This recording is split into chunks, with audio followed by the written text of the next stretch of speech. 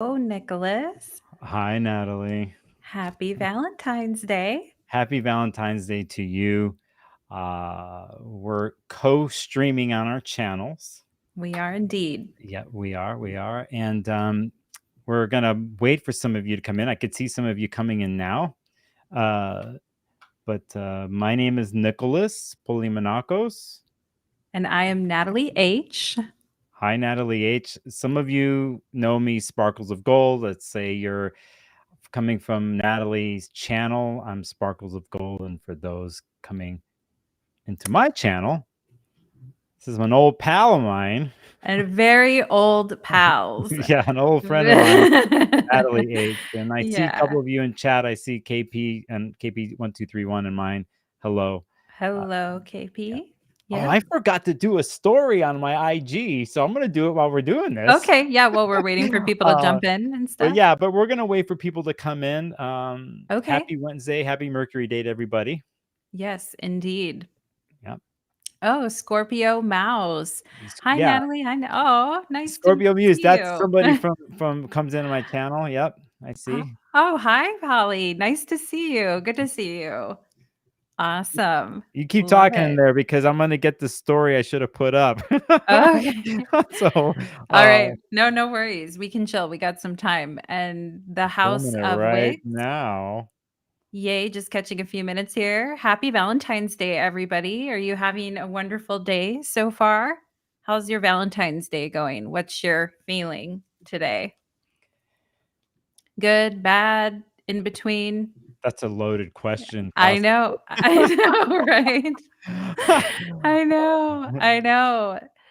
Well, for those of you that are coming from my channel, Natalie H, you probably haven't met Nicholas yet. And Nicholas and I have been good friends for, it's been like 17 years now that we've been friends. So, yes, 17 years? 17 years we've You're known each counting. other. Yep, I am actually counting that because when we get to 20 years, we'll have to have a party.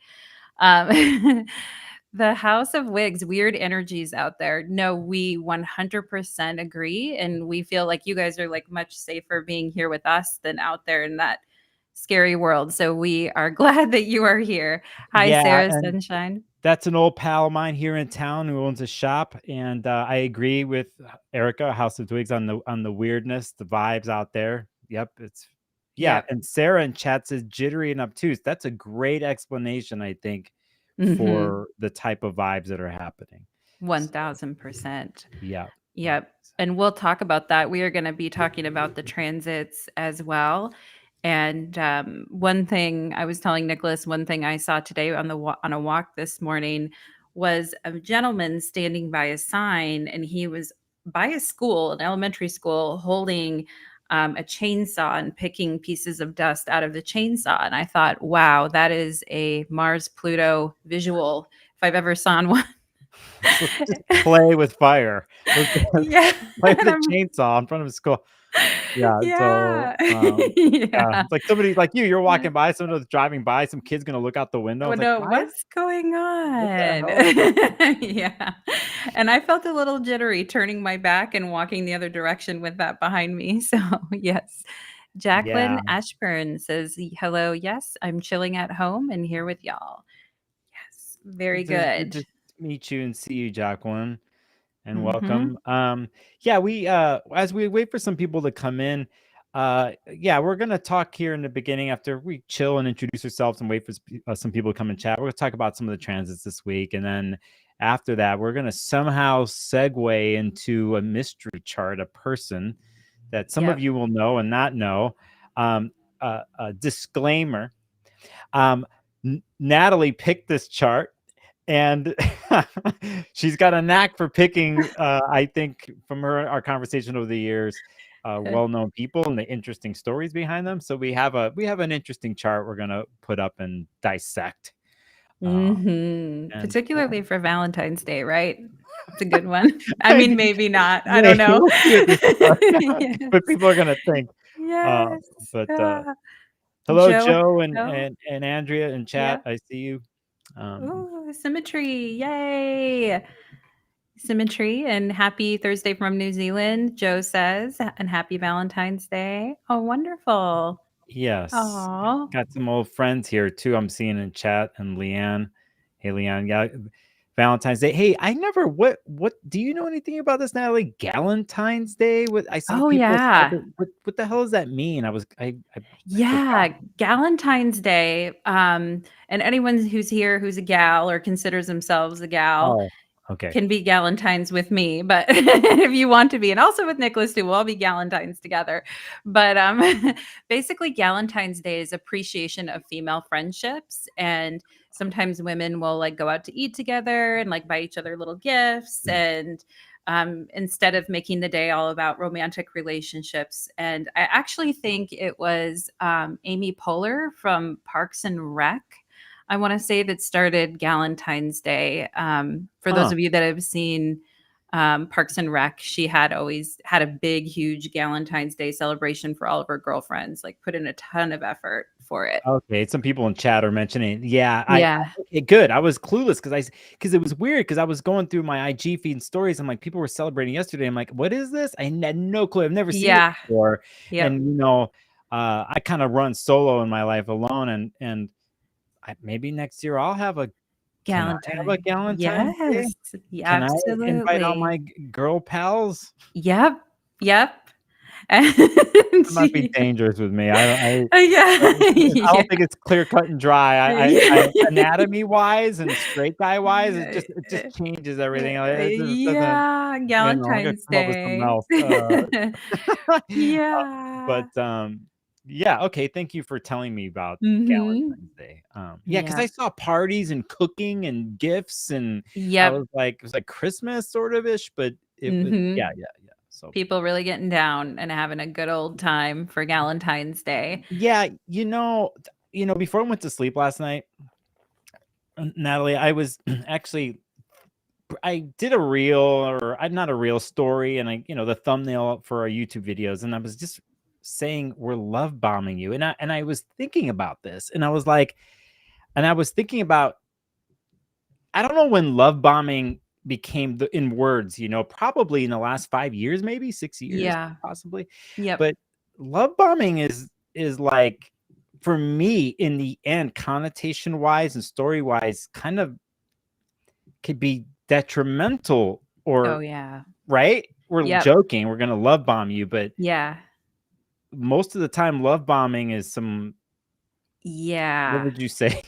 Yeah, no, definitely. And I think love bombing is, I mean, we're being fun and silly with it, but like on a serious note, love bombing is an actual thing that happens in the beginning of a relationship where somebody like just really goes overboard with compliments and gifts and relating to someone together 24/7, making big promises about the life they're going to have together, and it's all done with the intention to bring down the walls and bring down the boundaries of the person that they're targeting. And so that is what love bombing is. And yesterday, when you and I were kind of talking before, we mentioned what would be like a planetary combination for like a love bombing situation in a Yeah. chart, which we can't tell you right now because it's in the chart we're looking at later. But Yes, we it will is. tell you what we think that combination of planets would be, if you're looking at a chart of somebody who has the potential to be a love bombing type of a person. Yeah. Now I know why Hmm. you picked the chart and did the title. I Yep. kinda see what you're doing now, and then, so let me get this straight, okay? Everybody watching here, I just wanna tell you, like, for just meeting you, how incredible you are, and I think you and I have a connection, and I don't care about anybody else. I don't, you know, I just think about you all day, and I Oh. think you're perfect for me, and Oh. I could even though we just met, I think it's perfect forever, and Forever. here's, a gift for you. You don't mind that I text you every 5 minutes all Oh. day long, do you? Oh, I I love it. Thank yeah, you. sure, Where's and yeah, soulmates forever. yeah, Even though we just met 5 minutes ago, soulmates forever. and those other people, they don't know you like I know you. No, that's true. I've been That's watching you true. from afar. Yep. Yep. Me too. I every night since we met 2 days ago, dream of you, think about you every minute. all the time. Yeah, Meant to be. Yep. it's So totally that's where we anyway, you guys if you guys so. haven't figured it out yet, Nicholas is a Gemini and he is tricking us. Twin flames forever, right? Yeah. Says So symmetry. I just had to try to do some love bombing basically to our Mhm. audience. Uh, Mhm. um, so I'm looking at the chat. I'm seeing some funny things. Oh, get love, give loves in the chat. Some Pluto obsession, Devon says. Yes, there's Yep. definitely that involved For with the sure. love bombing you too. Like, not only am I love bombing you, I'm watching you. Oh yeah. Oh yeah. I'm watching you. So anyway, that's the title of our thing. But I know when we get to our celebrity well-known chart here, after we talk about the transits, this will connect because I know what you're talking about in the chart, Natalie, of what we're going to show Yes. here later here Yep. about Yep. the love. That's more than love bombing. Have you have you guys have you Nicholas just tried to love bomb our audience.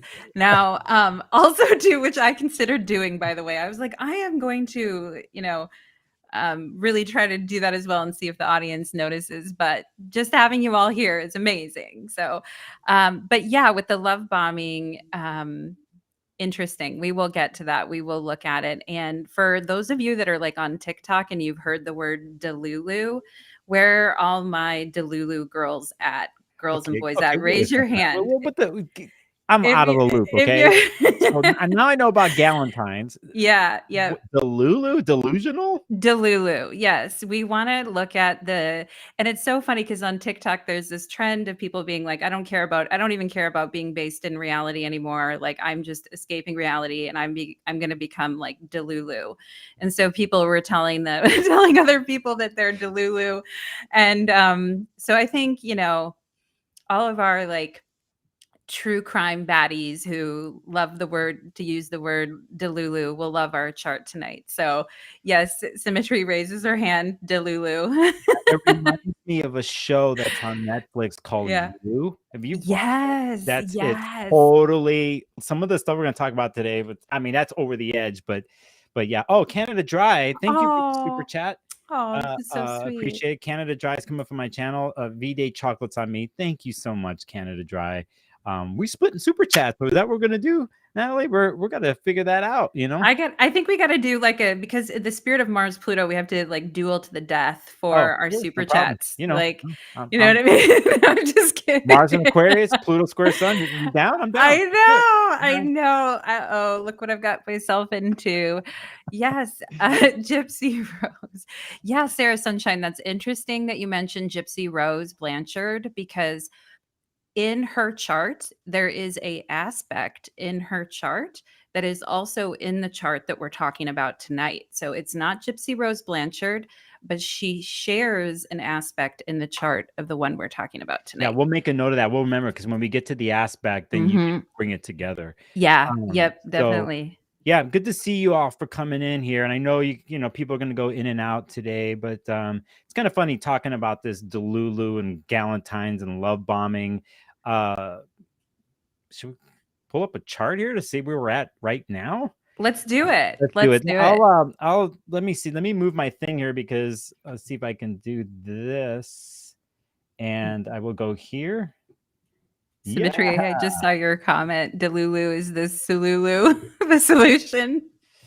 Delulu.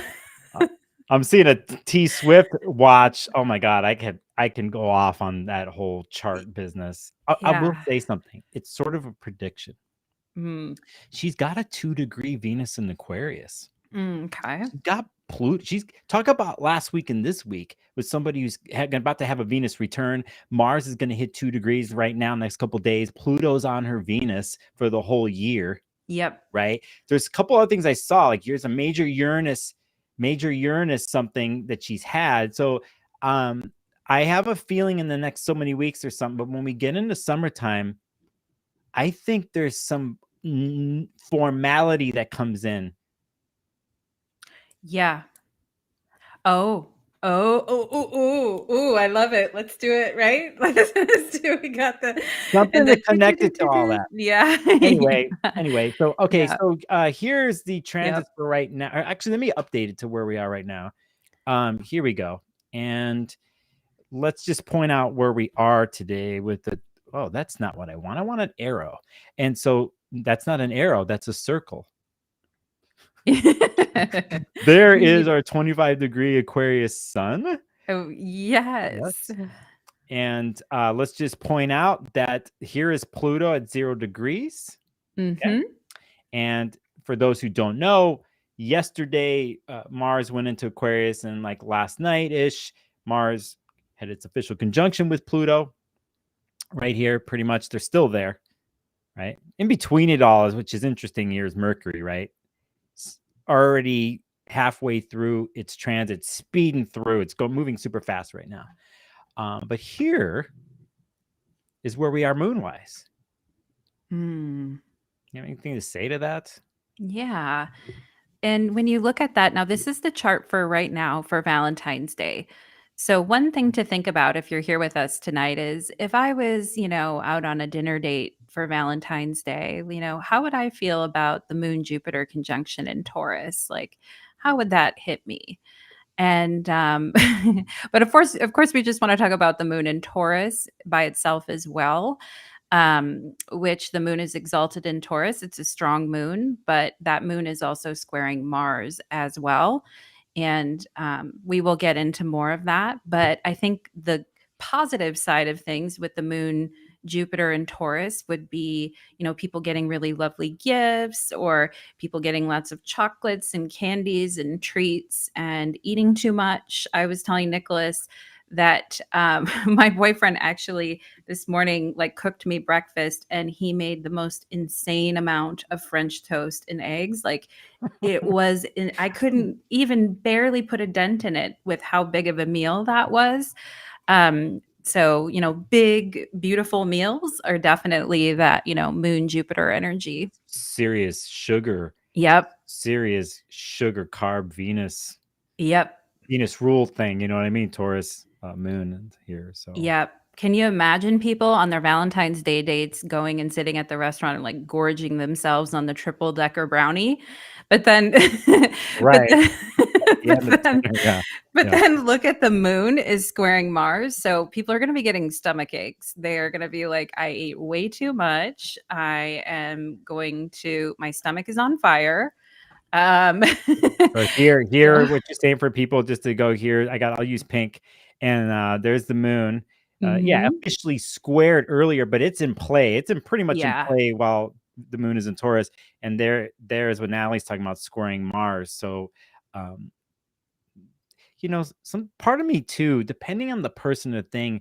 The other part of this, if we just think about basic nervousness and anxieties, you Mhm. know, this kind of thing too, if you add some of that with what, depending on the Valentine's Day scenario, Mhm. maybe it's 50 years together. They're just used to chilling.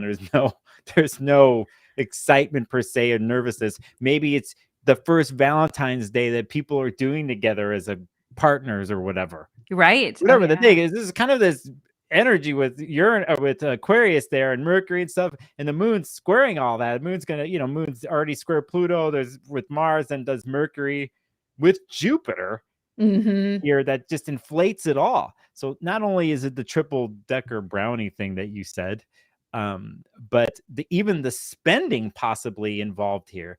I said this to you earlier because if we go look to the ruler of Taurus here, it's Venus and Capricorn, which is typically probably tight with the coin. Yes. Yeah. So in a sense, even we do have this fixed square with moon and Jupiter, we do have the moon coming through towards the end that makes a trine with Venus, right? Yes. At the end of the trine. But initially, Mars, and this, as someone said in the chat earlier about the vibe of this week, what was it? Erratic and Can jittery or be whatever. obtuse and jittery. Yeah, Yeah. I think that kind of is the predominant vibe, Yes. Yep. So yeah. James said he ate a big old thing of strawberry flavored white chocolate, and Canada Dry had chocolate covered. You know what? Strawberries is definitely the theme. And, we wanted to put strawberries in our French toast. So strawberries is a lot. There's been a lot of solar flares making people sick, vertigo, dizziness. Yeah. That's Pressure on my the life head. every day. I'm Hmm. seeing here Devon, who actually deals in the cooking industry, is like lots of rich butter. Lots of rich butter. And that says it. I Azure, I've been eating very well the last couple days. Yeah, I could see that. food. So Toma. anyway, speaking of the vibe of this week, I mean, even though officially we have another like interesting aspect in this chart that already kind of officially happened, but that's still hovering around. And since we ended up here, and I'll go green this time. We're talking about Venus being in Capricorn, Yes. but Yep. it's also is made another aspect this week, officially yesterday, but still in the play. Yes. Hmm. And Natalie, that is the Venus. Neptune. Yes. Yep. Go The ahead. Venus sextile Neptune. And so we're going to get to the Mars Pluto because we know that that's lurking underneath there. But the Venus sextile Neptune is also, something that could be potentially nice for today, especially for couples who've been together for a long time and are comfortable with each other and don't mind that they ate like 10 pieces of chocolate cake. Um, with the Venus in Capricorn, we want to think of quantity or quality over quantity.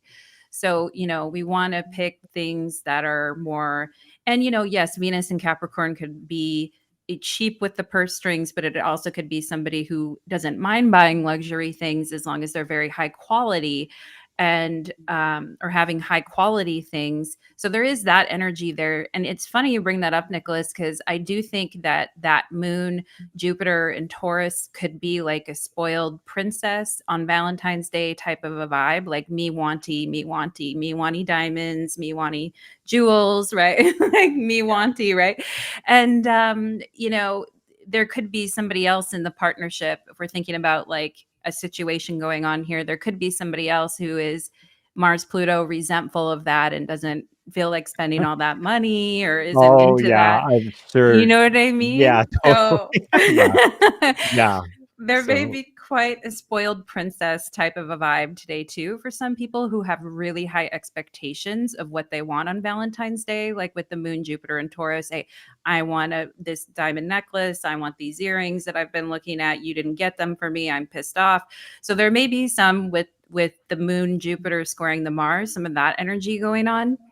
But I think the people that are really going to feel like better or safe about things are the ones that are probably embracing the Venus Neptune sextile, which encourages us all to open up a really nice old fashioned bottle of our favorite wine, our old porter that we've been saving for a long time, and sip on that as we smoke our yeah, cigars. and it could be too, in a sense too, if we think about Venus and Capricorn, let's see if it's a longer relationship that has some foundation, right? Hmm. Certain things, and people were in a celebratory place, like, or whatever, that in a sense is celebrated here with Venus Neptune, that the the practicalness and the healthy boundaries of Venus in Capricorn and what it likes to set up with you, right? And what it's been Yeah. doing through the whole sign here. And this is right before we get into Aquarius here, but it's bringing that, and it's Saturn based in the end, right?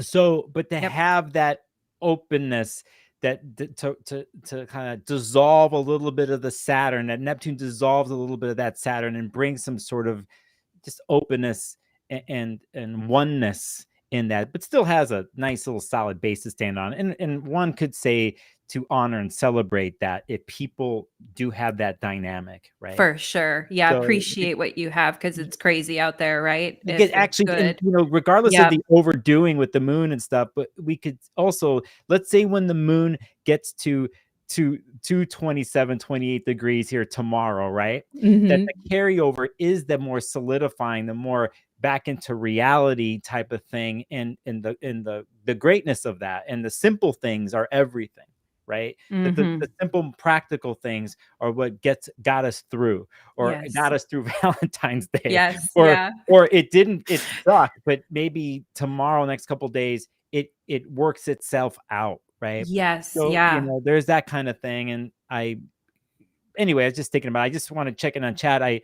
Energetic Principles of pal of ours is in here. Says, hey, you two, my partner spent the last few days cleaning out the house and paring down to get a few new quality pieces. Yep. So that's interesting. Amazing. Yeah. Yeah. Um, Amazing. And those are the good things, and with Venus and Capricorn, I do think, practical gifts, like some people may be that person who wants, the fancy ring or whatever, or she wants, or he, it doesn't have to be a she, it could be anybody, but the person who really has high expectations for the gift. But then, that moon in Taurus, the ruler of that moon, you'd look at the Venus in Capricorn, since the moon's in Taurus. And what that person may end up getting is more of like a practical gift, like a new blender or a weed whacker, yeah, I right. don't know. Blender and a weed. You know what I mean? And there's the person still wanting like the diamond. Yeah, yeah. It's like we We're supposed still to go halvesies on this dinner. Like, we're so supposed to go anyway, halfsies on. oh, that's funny. But actually, let's jump here, because for those, by the way, for those just joining here, I haven't here from the beginning. My name is Nicholas Polimenakos, Sparkles of Gold, and this is Natalie H. Yeah. Natalie H. And I have known each other for a long time. She said the number. What did you say it was? 17 years, my We're getting friend. into a nodal return here in about a year and a half. Yep. With that, but we've known each other for a long time. And Natalie not only is an astrologer, she's a great electional astrologer, horary astrologer, and knows her tarot. Has a history with this on her own channel. What's the name of your channel again? It's just Natalie H. Yeah. Natalie H. But it's Yep. Power Moon Tarot, I think, too. Yeah, my name on there is Power Moon Tarot. Yeah. That's the name of my business. But and I do have a playlist on my channel where I go through celebrity charts in detail, sometimes spending, up to 2 hours for the diehards who really want to get in there and look at stuff. But yeah, it's a lot of fun. And I'm so happy to be here. And let me just say too that Nicholas has been an amazing friend to me and has really impacted my life and like the fate and the direction of my life in like some really powerful ways. So many loves. Very sweet, Yeah, you and I have known each other for a long time, and Yeah. many Yep. conversations about everything in astrology and over the years. So but I just want to do a check-in with people who are just jumping in. Yes. Yeah. And I brought up the next day, the February 15th. We're gonna talk about this and a couple things here, but then we are gonna jump into our celebrity chart. Keeping it a mystery here. You're probably gonna laugh when you see it, but I laughed and I got scared. Then I got scared. I got scared. Like, what the fuck? Let's another thing here. Should we talk about tomorrow? I mean, let me point it out. We don't have to talk about this. Is Thursday. This is 5:45 p.m. Pacific. I just want to point out something here. There is, and I don't like this tool. I'm switching straight to the arrow and I'll go pink. Here is Mercury. It didn't switch for me. Here is Mercury is 17 degrees. And if you noticed here right now, this whole week, that Mercury's been making Mercury's in Aquarius, which is an air sign. It's been making a sextile with the North Node and Chiron and Aries here. And this is in play. And this is part of the eclipse story for those who are into this, that we cannot, I don't want to let this go. But one thing that came into mind of like the type of fixedness in the clarity that Mercury in Aquarius can do with its mind. And with a Pluto stamp on there, is that I think here, one with their mind, can make a commitment to, let's say, the North Node and Chiron and Aries here, like a commitment, let's say, a new way of merging the wounded into oneself, to incorporate that. And I think Mercury here verbalizes this, or computates it, right? Yep. Defines the new way of working with Chiron and Aries in the node here, and part of the nodal story about me first Aries, us Libra, right? This dynamic that happens, and which also brings into like how it connects here to the other air sign here by trine. So I just wanted to point that out. You have anything you want to say to that, Natalie? Yeah, so I do think, I mean, that Rahu Chiron story Right, let's is stop right pretty here. I don't mean to interrupt you. For yeah. those who don't know what Rahu is, tell them. Yes. Yep. Yep. So, excuse me for saying Rahu, but Rahu is the North Node, and Rahu is the name of the North Node that's used in Indian astrology. So Rahu is the head of the snake, and Ketu is the body of the snake. And both Rahu and Ketu have very different aims of what they're trying to accomplish and what they're trying to do. And, you know, in our society, like in traditional Western society, it's like every man for themselves. Everybody has to, you know, like individuality. And that isn't necessarily looked at as always a good thing in other cultures. And in other cultures, Rahu can be quite a troublemaker. And we'll talk more about Rahu and Ketu in the chart that we're looking at tonight because we are going to get deep into that. But I do think I love Mercury in Aquarius, and the chart that we're looking at tonight also has Mercury in Aquarius, but it is a very afflicted Mercury, and so we will be looking at that. But this Mercury is a nice Mercury. And I always love Mercury in Aquarius because I think it can be extremely brilliant and it can be extremely innovative, and like 10 steps ahead. And so I love that. And I think the connection with the North Node and Chiron, I completely agree with you on that. I think there may be some innovations that further things. I think there may be some people who are deciding, you know, it's a hard thing when you have Rahu and Aries with Chiron and Aries, because I do think it is highlighting our wounds in society about like, I have to do everything on my own. I can't rely on anybody else. You know Yeah. what I mean? Yeah, there's a And tendency too from the modern New Agey sense of yeah, astrology to that you walk towards your north node and you leave your south. But when we take the more yeah, eastern view of Rahu Ketu, it's like we have the head of the dragon, it's all consuming. So if you take the yes, all consuming energy and you take yes, it into what you said in our society, we need to do it alone. We alone. we we need Yeah, to, you know, that it can go over the top, just never stop, right? yeah, yeah. And everybody, I think, in society, a lot of people within the community, and Aquarius is a sign about, you know, building community in the positive sense. A lot of people feeling like abandoned by their communities, or like that the social contract is not valid for them.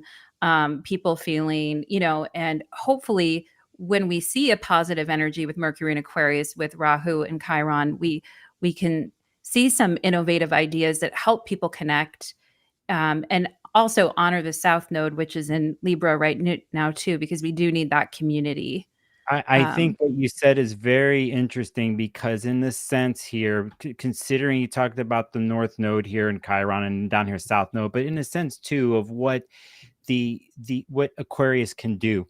And mhm. can it create a new town square? Can it somehow branch the aloneness that you brought, or no, you need something, you need to do it, you don't have to be alone, you could do it with somebody else. Or let's say even on one end someone's more weighted towards like they don't know how to do things alone Alone, and yes, do that. But yep, whatever the case is here is yep, like you can say that this Aquarius here just kind of helps on both ends, you know, how to kind yeah. of bring it and let it flow. We got basically air trine and we got sextile with fire, so on and so forth. I love that you mentioned the other side of it too, for people that aren't used to doing things alone and aren't used to being independent and are really trying to work up that courage to do things independently.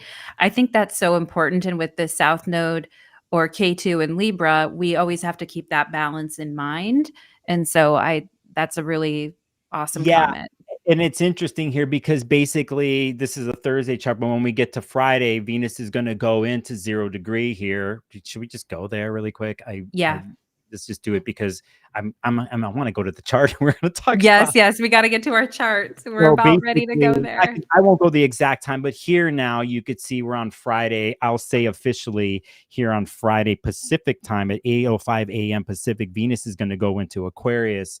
And here's where we're talking about here. And we still have this in play with Mercury in the notes. I mean, it's going away, but I would say that in a sense now Venus starts to let loose here and how to participate and how to individuate, right?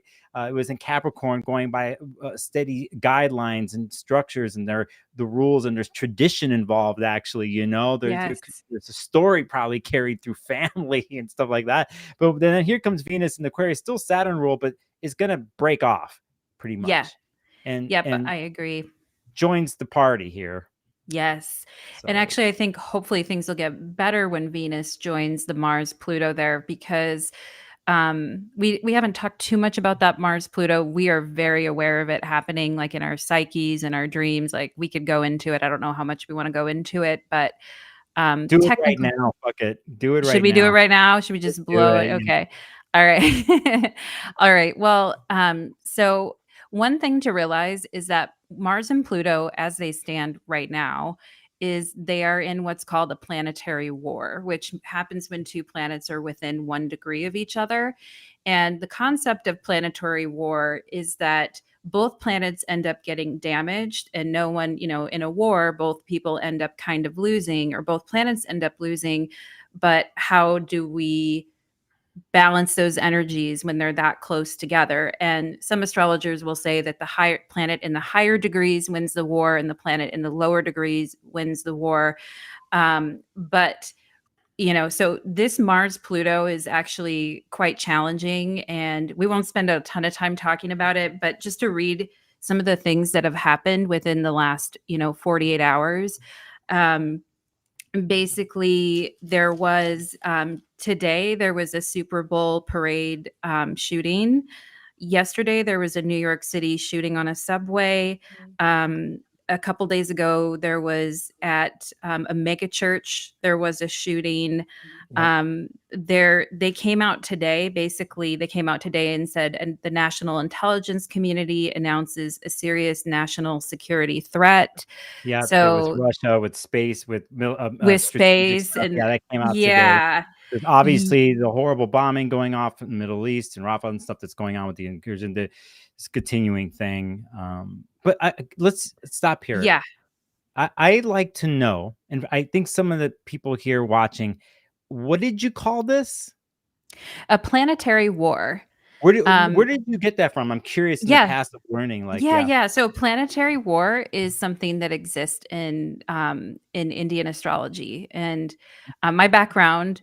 I guess I didn't really say too much, but my background is in classical traditional Renaissance astrology. Studied with my teacher with that, but I also studied with my teacher in Indian astrology as well. So planetary war is a concept that comes from Indian astrology. It's complicated because astrologers don't agree on which one wins. I tend to think the one with the higher degree wins, but everybody, there's some complicated calculations. And actually, the way that they used to do it, like in the ancient days, is they would go, and this is where you could only see up to the 7 traditional planets. They would go and look up at the sky and see which one was winning the planetary war. So that's how they Huh. used to do it.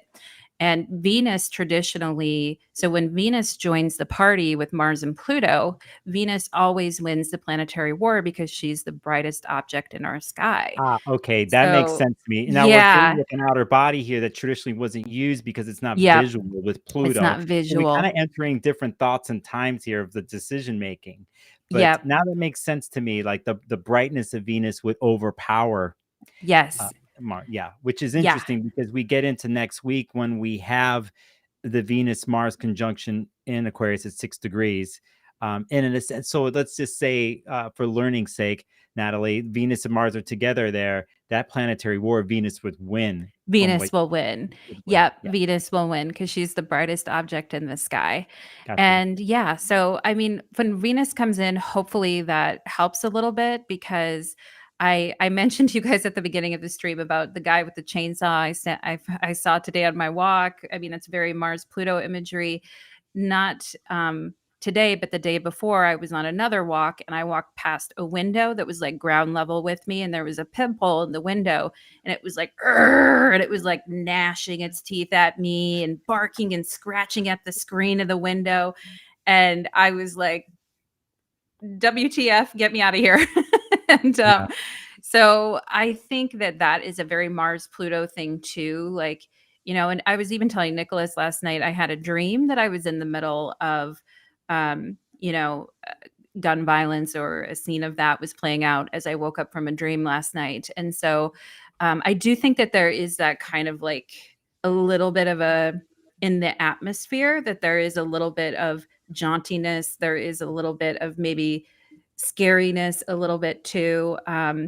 So anyway, I just wanted to say, like, if you're feeling that, if you're feeling a little like razor's edge out there, just, do your normal precautions. Yeah, and then there's me, whereas like I'm like saying harness it. Yeah, For me, it's like, yeah. can someone, depending on where they are with their own chart, with a fixed sign like Aquarius, if they have planets aspected, is can they? Because this type of astrologer, I'm like, can you be Mars in Aquarius, and can you be Pluto and Mars, and how you do that? And for those who have experience, let's say with Pluto in their chart, the Pluto signatures, they probably have more of an inkling to how to do it, right? Yes, for Or sure. someone's more Yeah. Marsy, right? Like, Mhm. are they mature enough with their Mars and to understand Mars, Pluto, how to harness it? Because if somebody's going to harness this energy and do it, like I'm telling people, are now become Pluto Mars, and they're not used to doing it, that's where it could be also explosive too. Even with the best intentions, I think that it can just blow up on Oh, you. yeah. And I told people on the stream I did the other day that I think this right now, in the next couple of weeks, some of the things that happen with all these planets, that the sun, Mars, Venus, Mercury going through Pluto, and any other aspects we're going to have, like basically Jupiter and Uranus, that are going to square all these planets in the next couple of Mhm. weeks, right? Mercury does it on Friday too. Mercury squares Uranus in Aquarius. That it's kind of a clue on how to do Aquarius with a major Pluto signature and with a Pluto story that's happening for 20 years. Because basically, any time in the future when the moon and when Venus goes to Aquarius again and Mars does, you're going to do this. Mhm. You're going to go through the Pluto place. And so, this month is kind of, for some people, probably like training ground. A little Uh, test. and so, yeah, it'll Yeah. test, but, you're going to crash and burn. You got to be careful how you harness Pluto Right. Mars. At the same time, for those who know or whatever, can you do it in a way where you're part of a story in the Aquarius part of your chart? For those who watch my channel, know that you made a promise. You Yep. you you made a promise, and you said it to me as I was portraying Hades on a live stream and being Hermes. At the same time, you made a promise. And so it's like, if you can understand the underworld story at Hades and make that promise, here's a chance to not just put the clear Mercury and Aquarius Pluto promise that you made in your mind, but in a sense with Mars here, to initiate it into form. Venus is going to come help here. But again, it's anything Pluto Mars. It's combustible. And, Yeah. it is, Mars in the end is a fighter. It's the war.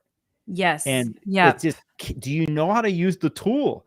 Do you know how to do it? So let's say you were going to harness it, go practice by yourself first before you go start throwing it out For in sure. the Yeah. universe. You know what I mean? So anyway, Well, and lately I've been watching like a ton of Survivor, and I think, Mars Pluto is like very Survivor, because it's like yes, you have to play an intelligent social game along with get down in the mud and eat the mud and crawl through these challenges and, all the craziness of Survivor, right?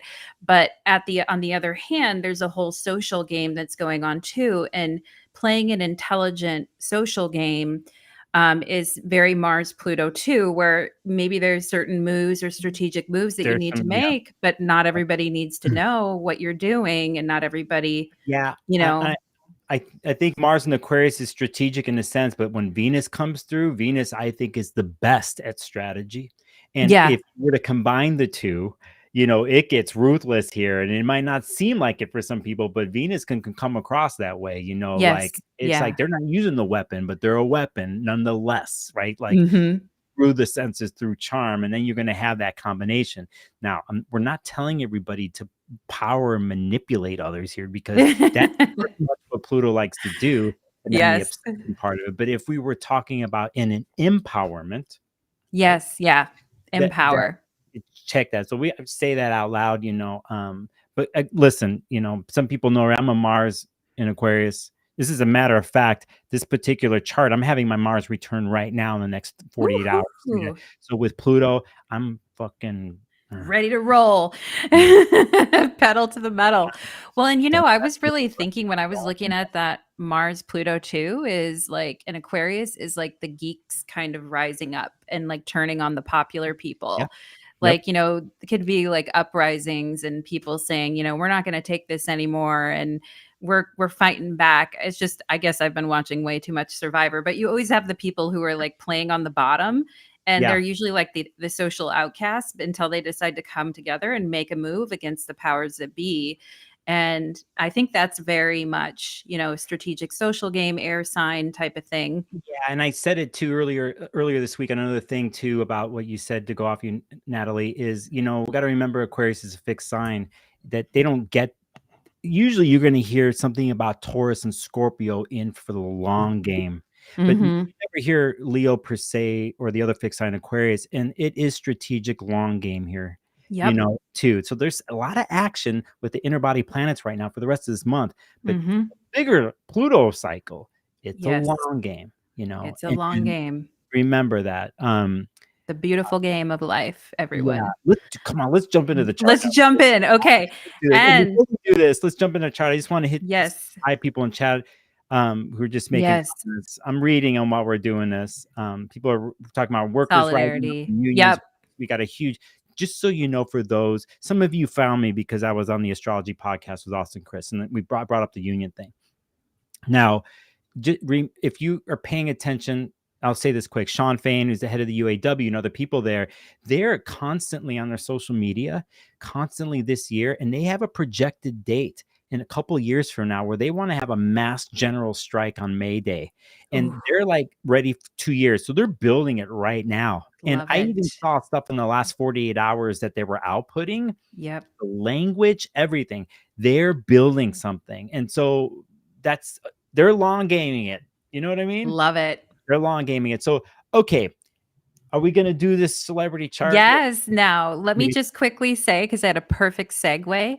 So on this transit chart, I planned this segue for days, you guys, so don't let me down. But anyway, so we have on our transit chart. Oh, can you change it back to today? To today? Okay, give me a second. Yeah, yep. All right. Transit today. Okay, Where our right moon's now. in Taurus. Yeah, right now. Okay, so right now, do you guys see the moon in Taurus? Okay, squaring Pluto and Aquarius. Now, when we see, and Mars, right? Now, when we see that, what comes to mind? A dangerous woman, right? Yes, Moon, it does. square Mars and Pluto, dangerous woman. Now, it was funny because I was walking yesterday and I stumbled upon a like a what you call it on the back of a truck, like one of the little banner things. I can't think of it right now, but like a sticker on the back of a truck, and it said, "Women scare me." That's all it said. That's all it said. And white background, black letters, "Women scare me" on the back of a truck. Wounded. Now, guys, I live in Texas, so everybody has a truck, but it's like "Women scare me." So now when we look at today's Valentine's Day chart, we do have moon square Mars, moon square Pluto. So here we go. Let's talk about let me bring a up woman that scares all of us, folks. We are going to get into it. All right, so let me pull up this chart. And yeah, there we go. Yes, everybody. So today's chart, as we mystery chart, is the chart of Mary Kay Letourneau. And maybe some of you have recently seen the movie on Netflix called May December, which has kind of reignited whole new interest in Mary Kay Letourneau's story. And she is, for all of my true crime baddies out there who love true crime stories or interesting stories about women. Like, this happened in the late 90s. And basically, she went to prison for having an affair with a student who was only 13 years old. And she was 34 years old at the time. And I think Nicholas is going to show you guys a picture of her. Let me get up here. Okay, so give me a second. I forgot about this. Yeah, the picture. Okay.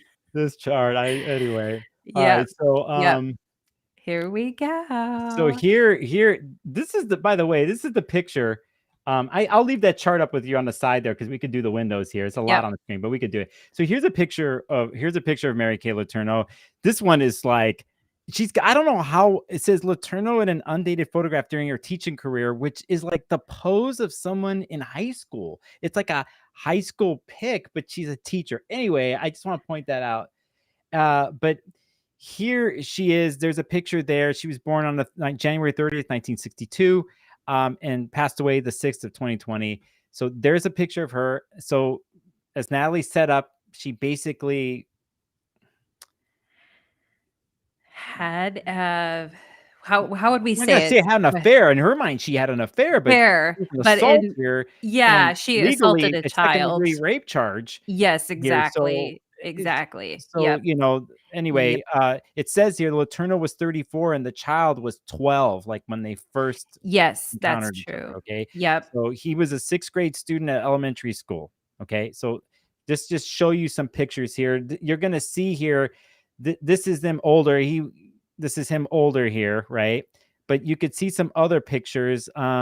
This looked like a wedding picture, possibly Yes, they down the ended up line, getting which we're married. gonna get into. Yeah, yep. Here I saw, here is like, you could see on the left-hand side here, like young. Young, very young. Vili Falau was the name of her, victim that yeah. Mhm. Here is later, probably, I don't know here, but that's a interview with Barbara Walters. Yes, yep. So I just want you to, for some of you, I'm just putting some pictures up here. Okay. And Natalie's gonna talk about some dates and certain Yes. things here, but we're just showing you, okay? And then Yes. let's just get back to our perfect smile here. Our perfect smile, right? And doesn't she look like a Stepford wife or like a debutante princess It's or something? fucking And I think that's why people were like just incredibly shocked when the story broke in the late 90s about her, and this child that she said was, the love of her life and that, they were going to be together forever. And there's so many things that ended up happening with it. And her story is fascinating. And so we're going to talk about her chart. And also, too, I saw a couple people in the comments mentioning that, yes, they did get married in 2005 and she did die in 2020 and they did separate a couple years before she passed away. Lisa is on the right train with us, the Delulu train. Yes. And yes, Nebula, she died July 6th of 2020. And so she did die of colon cancer at 58 years old. So she is deceased, but she does have 2 daughters that she had with Vili Falau. And I heard that he's had another baby with someone else and now he's with someone else, but they were together for many years. And we are going to talk about, she's given some very awkward interviews over the years.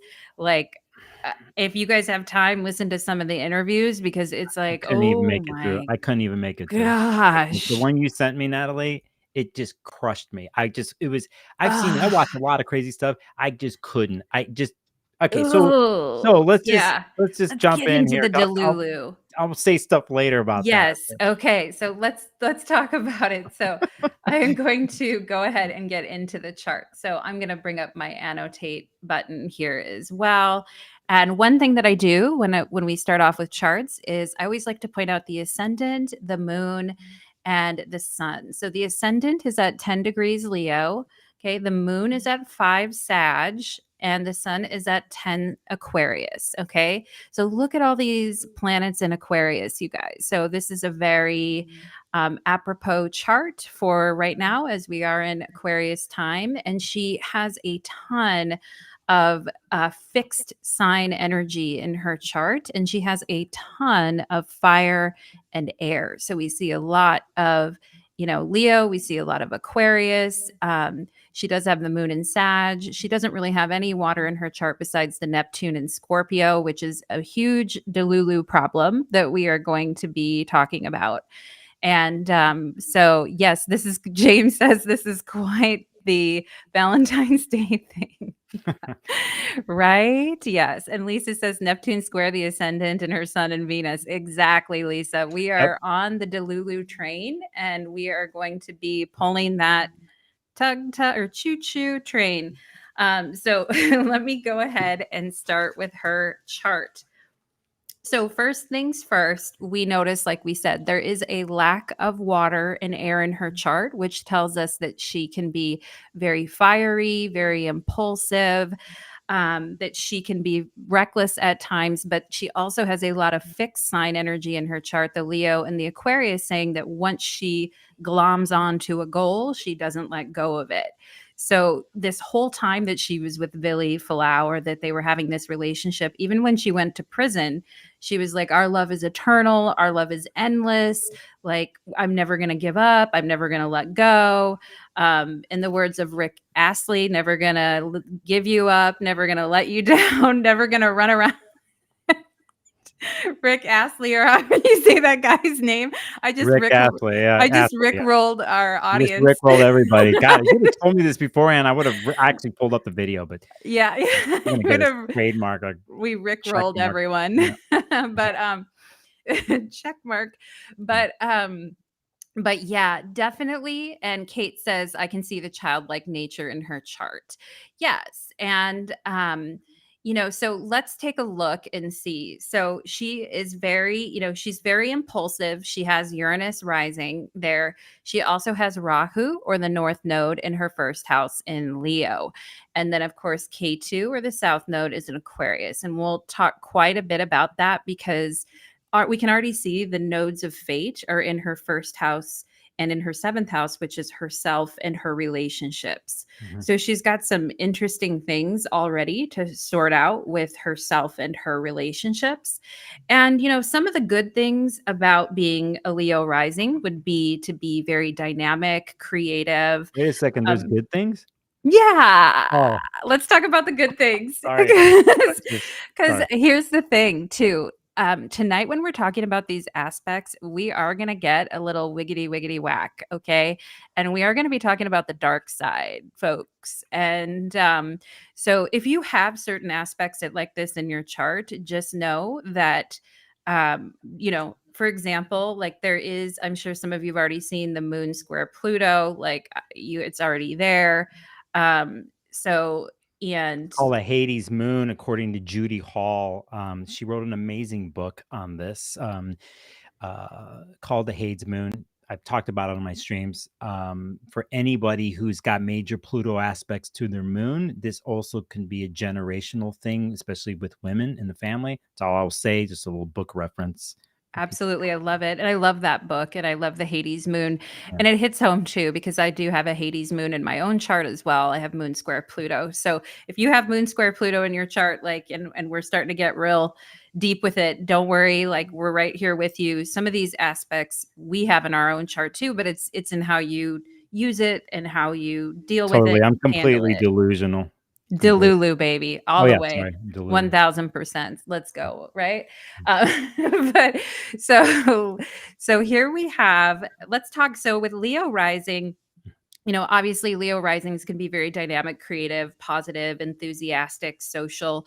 But on the negative side, they can also be selfish, ego oriented, self opinionated, me first, self centered, and a tendency to burn those that they get close to.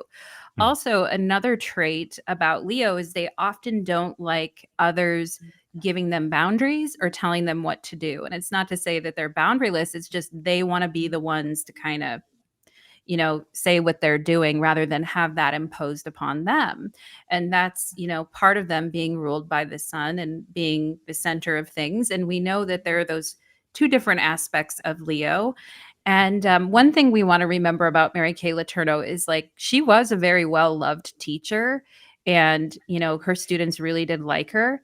And one question maybe like for the audience could be if you want to type it in there, what do you see in her chart that indicates that she might be a good teacher or that she would be a teacher? Yeah, we'll wait for those to come in. I want to say something, but I'm gonna wait till they come in and say something. But Oh, okay. yep. Yeah. Okay. I All like right. it's interesting what you said though, because sometimes too, what a throne means to a Leo. You know, Yeah. there's times to be on your throne, but I think when you say they don't like someone telling them what to do, I think can be when it's weighted too much on the throne, you know, and Yeah. yeah, yeah. Yeah, they don't really, that's not something that they like, is people kind of dictating to them their life or what they should be doing. And yeah, so yeah, and Nebula, very nice. Thank you, Nebula. Fifth house moon in Sag, teacher to children. Yes, I think that, and look at that fifth house moon in Sagittarius that is trining the ascendant in Leo. So when you're talking about like somebody who's like fun or creative or nice, or is like creative, interesting, fun, doing Mhm. fun things with the kids, like very much a Leo rising. Creative, fun, interesting, fifth house Sagittarius moon trying the ascendant. People, she's a well-liked teacher. Now, here's another thing. Let's look here too. Let's also look at the ruler of the 10th house, which is the 10th house ruler is going to be Venus, as Taurus is on the cusp of the 10th right there. And then can you guys see Venus in Aquarius, the ruler of her 10th house of career, in the 7th house there? In a conjunction with Jupiter. Okay. So Jupiter is also a teacher. Jupiter Mhm. represents someone who is teaching. And so she was very well loved and very popular. And we think of Venus, we can think of, popularity. We can think about, people really digging her. And can you guys also check out the Sun Venus conjunction right there, too? Um, because the Sun Venus conjunction is, and people always talked about her. You guys saw her picture where she was smiling and she's blonde and thin and cute and pretty. And everybody was always, oh, she's popular. She was a cheerleader. Oftentimes, when we see like Sun Venus conjunctions, you'll see people who are very popular, are very nice looking. Even in the charts of men, sometimes you'll see men with Sun Venus, and they're very attractive individuals. And so she was always, like a very, ooh, Canada Dry, very, you have a Sun Venus conjunction in Leo. Yeah. So You know what's popular. interesting too, Mhm. because of what you said about being seen and popular and stuff, but also let's say if we were to take some old rules into account, depending on the speed of the planet here. But a lot of times, there's a major Venus Sun conjunction here, and the sun is, is pretty much blaring out the light of Venus though at the same time. And so Yes. I think there's this thing that could happen of wanting, if you're elevated, it seems, but at the same time, especially in this chart, because it's the seventh house, right? Yes. It's like, Yeah. see me, along with the Leo Mhm. rising, but see me. But there's some weird dynamic that's off, let's say, because of Sun overpowering Venus.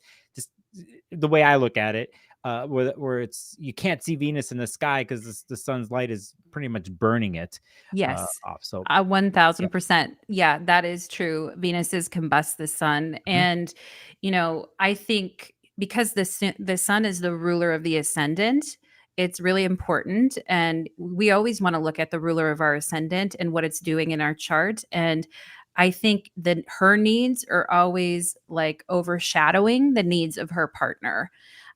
Or her needs are more important in the relationship. The sun representing me as a Leo rising, like my needs in the partnership are overshadowing the needs of the relationship as a whole. So that could be, an interpretation of that too. And we'll see that multiple times as we look through her chart. And so those are some interesting things on, why she is, well loved by her students. She won awards. She was involved in lots of, community events. She's got all this Aquarius energy. People wanted to be in her class. Students thought that when they found out it was Mary Kay Letourneau who was, sleeping with her student, people were completely shocked because it's like, oh my gosh, she's like perfect, like Miss Perfect. Yeah, and I think interesting thing too. Let's say from if people are viewing her a certain way, that in one way, I mean, we have a Venus Neptune person here, right? Yes. Yep. Squaring here, and this goes back Yep. to what we are talking about at the beginning of the live stream. And also people might catch that too, like catch the illusion, or if Mm-hmm. it's come across a certain way, the sweetness and Neptune, what it's doing to Venus and the sun, right? So Mm-hmm. there's that too. Doesn't wonder what one is portraying out, but then what people are catching too, it's a sweet lie. Yep. one way to say it, right? It comes Yep. across a certain way, like yum, that tastes good, but it's not really what it is, kind of thing. It Yeah. could be that way. It also can be highly imaginative, right? And Yes. off the square depending on what's going on. So Yes. Yep. And the other sign that I would say too that she has teacher energy or is kind of a teacher is or was a teacher at a point was the Mercury Jupiter conjunction. Now we see here, I need to change it to a line and not an arrow. We do see the Mercury Jupiter conjunction right here. Let me It's K2 is right in the middle of them, but they're within orb of each other. So we've got Mercury, K2, Jupiter. That's a very complicated seventh house. And as we know, her whole life has been about her relationships and her relationships coming underneath the microscope. And her relationships actually overshadowed everything else that she even did in her life. But speaking of somebody who has, kind of teacher energy or professory type of energy, that's very Mercury, Jupiter. Now, the reason that's important is because her father was also a professor and her father taught philosophy. Her father was also a politician for Mary Kay Letourneau. And her father, at one point, actually ran for president, lost, but he got over 1 million votes. But what ended up ending his very traditional right wing, ultra conservative career was the fact that he had an affair with a student. Now, the student wasn't a 13-year-old student, it was an adult student, but he ended up fathering 2 children out of wedlock. And people just lambasted him for that because he was this ultra right conservative guy. And so when we look at Mary Kay Letourneau's chart, always keep the story of her father in the back of your mind. And oftentimes, like in doing readings with clients, I have noticed sometimes that a lot of my Leo rising clients, especially my female Leo rising clients, have big stories with their fathers. As we know, the sun, is the ruler of the Leo ascendant, and the sun in the chart represents the father. And when we look at her chart, we can see that that sun is in a conjunction with Saturn. And exactly, SG, the apple does not fall far from the tree at all. Um, the ultra conservative father, who's extremely traditional, now her father was so ultra conservative that they actually kicked him out of a far right group because he was too far right. yeah, it says here that her father was a member of the right wing John Birch Society. He's like one of the oldest ones on the more righter wing thing. But Yeah. that he ran for a seat in the legislature, held positions in California state senator, congressman. He ran for president under the American Independent Party in 1972. And I'll stop there. Yep. Yeah. Yep. So she grew up idolizing her father, hero worshiping her father, right? Like, my father's the best. He ran for president. Oh my gosh. And the fact that he humiliated their family and had a child out of wedlock, 2 children out of wedlock. And when he did that, they lost all of their financial security. He had to drop out of what he was doing. There was a lot of stuff that happened after he kind of did that betrayal to the family. And so there is that going on. Now, if we think about the reason I'm bringing up her parents is to keep a mindset of, where she's kind of coming from. Now, her mother was also an ultra right person who opposed the ERA, the Equal Rights Amendment for women. And her mother was very cold and very rejecting and showed no warmth at all. Now, when we look at the mother in the chart, we can look at the moon, look at that moon square Pluto. The moon is also squaring Chiron. So huge mother wounds there for Mary Kay Letourneau, and having a very cold, rejecting mother who didn't really pay attention to her unless they were in front of a camera. And so those are some of the things that we can already see popping out in her chart. But let's go ahead, and I want to draw our attention to this Uranus in Leo on her in her first house. Okay, do you guys see that Uranus at 29 degrees Leo retrograde right there? So what that says is, when it comes to Mary Kay Letourneau, because in interviews talk about how the laws and the rules are very important for people to follow, right? Sun, Saturn, like the laws and the rules are very important. But when it comes to me, I'm special. I don't have to follow the rules. I can do whatever I want. Okay. Uranus and Leo in the first house. I do whatever the hell I want because I'm special and I don't have to do what everyone else is doing, but I'm going to tell you what to do. Exactly. Exactly, SG. Everybody except for her. Yeah, and you also throw in her Venus in Aquarius. Well, I'll say that later. Let's keep Okay. going. I'm Yeah, sorry. yeah. I'm Yeah. waiting No, no, because I'm no. like, It's okay. No, yeah, it's yeah, okay I'll because say we that got a later. lot here too. And feel free, you guys, like Yeah. on the stream, chat, jump in, say things you're noticing about the chart, whatever you feel like saying. So we've got that energy there going on. Now, the next thing I want to talk about is I want to talk about the Rahu rising. Okay. So Rahu, or the North Node, I'm going to circle it right there, is at 18 degrees Leo. Now, when we talk about the North Node can oftentimes be filled with unfulfilled desires, meaning there's so many unfulfilled desires that the person is reaching for or trying to go for. They're chasing illusions. They're chasing, they want to consume everything. They want what they want, particularly in the sign of Leo, which we know is more geared.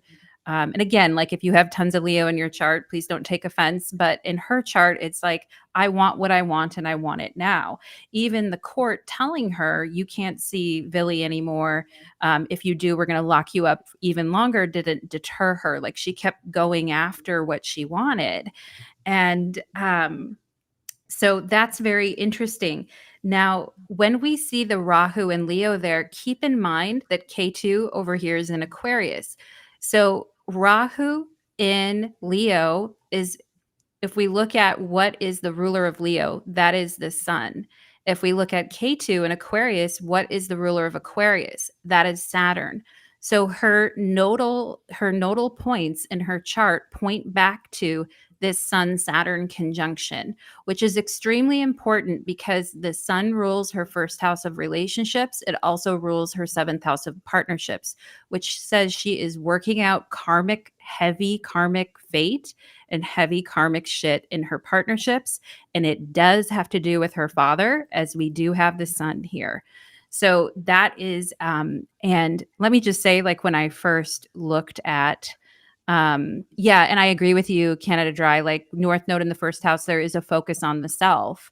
And, with K2 in the seventh house, we can look at a person who may have some dissatisfying personal relationships or isn't happy in their marriages or personal relationships. Um, Anyway, Nicholas is about to point out that deranged Disney princess. I've gone out with Yeah, girls like that, man. the deranged Disney princess. Cheerleaders and shit, and I don't even get into it. We Like, don't need I to got a get bad it. Valentine's memory coming into my mind right now. So what the hell? What the Just go to the next hell is thing. I going get that out of my head. on? Get that out of my head. I don't know what role I was trying to play. I was playing a role I wasn't Yeah. supposed to be playing. That's not me. Then Yes. I have a tendency to bring that to my look at me as the alternative person. It's don't get me started. Just keep going. No. Get us So started. Get I us in think it's there. interesting. I think it's interesting here, too, because sometimes when we see a Sun Saturn, they'll have the way they will look at themselves and Mhm. break themselves down, or uh, be Saturn towards themselves, Yes. and but here being its natural ruler and stuff, but there is some sort of dynamic here. But I think it just, for some reason, I think after what you said, with the energy of the North Node Yep. and Uranus there, Yep. and with something else I'm going to mention here with Venus, that I just think it just overrides that. But I think probably at certain points at this person's life, or whether they showed it or not, they probably were their worst inner critic at some point. Like they went through that, and it was probably reflective too of like home and parental with rules, and Yes. very, whether it was religious Yes. or whatever. But there was sort of some sort of possible clampdown in one way of them being themselves or freeing themselves, but there's some sort of always Saturnian clampdown. It's just Yes. how it happens. And I'm just saying hearsay, what sometimes I see Sun Saturn Well, configurations, and no, you hit it on the nail on the head because actually, with this, she did grow up in a very repressive religious environment. And, what's interesting is a lot of people, associate Aquarius with a very progressive, liberal sign, but there is a part of Aquarius. Because it is a sign of fixed air, but depends on what you're fixated on, right? And there yeah. can be some extreme fundamentalists that have Aquarius energy, that are not budging. And, it's interesting because her parents essentially trapped her in a marriage, ruler of the first house in the seventh house with Saturn that rules the seventh house. Her parents essentially trapped her in a marriage with her first husband because she got pregnant by him and they made her marry him, even though she didn't want to marry him. Okay, so let me say this. Yeah. While attending Arizona State University, Mary Schmitz met and married fellow student Steve Letourneau, and she conceived the first of 4 children with him. She later said that she was not in love with Steve, but she married him after being urged to do so by her parents. 1000. Um, Yep. they moved to Anchorage, Alaska. Steve found work as a baggage handler. After a year in Alaska, he transferred to Seattle, where Mary gave birth to their second child. In '89, she graduated from Seattle U with a teaching degree. She began teaching second grade in a suburb of Seattle. The marriage suffered. They had financial problems. Both parties engaged in extramarital affairs. This is what the Yep. Wikipedia says. Yep. And her attorney and former neighbor Yes. said that she was, quote unquote, emotionally and physically abused by her husband during the marriage, and twice went to the hospital for treatment. And the police were called, although no charges were filed. Yep. Anyway, I'll stop there just to give a little bit of thing. A background on her marriage that because she had 4 children before she met Vili, her student. She had 4 children with her husband. And one thing that I think is interesting as well is Mary was raised in this very strict, authoritative environment. But she went to Arizona State to party, basically. And we see that moon in All Sagittarius. cheerleaders, like all cheerleader They Christian. want to party, baby. She was a Catholic schoolgirl. I'm here to party. Where's the Sorry, I party, could go off right? on that, but I'm just my life is appearing in front of me. Some of these girls I've seen in my life. Anyway, I know, golf right? courses. And, Catholic. I went to Catholic high school, so I'm like, "Rrr." But yeah, she liked to party. She wanted to party, and it's like, yeah, on one level, like the beliefs of her parents, like seeped into her. With the Sun Saturn there, it's like she couldn't avoid, like, both of her parents extremely fundamentalist, and she even had these attitudes kind of like later in life as well in a different way. But the moon in Sagittarius in the 5th house, like, I'm trying to party, just go back to some of the things you were saying about Aquarius. I mean, from my experience as a practitioner with clients, and having some Aquarius in my chart, there is this kind of interesting story that happens because it's still Saturn. Saturn rules Capricorn, Saturn rules Aquarius. It just happens differently. But there is this thing that I think Aquarius people have Aquarius in their chart or Aquarius sometimes go through, as in like they need to branch off and do their thing, but they're still into a fixed way of doing things. And sometimes they struggle. They'll play the normal line and walk the normal line, line. the Yep. Saturnian line, but at some point they break off on that, but they can't go back. It can't help but go back sometimes. And I think sometimes they play a game, whether they know it or not, of what's traditional and what's different and new, and they go back and forth. Right. Yes. Yeah, Yep. so I just want to say that because we have somebody here with Venus in Aquarius too, and somebody with Mars in Capricorn. Again, Saturn playing out in 2 different ways here, possibly. Yes. And Yeah. so anyway. Yeah. No, 1000%. I agree with that. And I think, she does have Venus in Aquarius. So when she talks about relationships, she's like, well, I don't think relationships should, have to do with age or race or, gender or whatever. Like she talks about stuff like that, which I mean, yay, right? Total Like, Venus and Aquarius talk. right. Yeah. Like that's awesome. Like, and in a normal situation when it's not a 13-year-old and you're not a 34-year-old, like that's amazing. But when we say like we don't want to discriminate based on gender, age, and things like that, we're not talking about 12-year-old boys and adult women. So, that's like Yeah.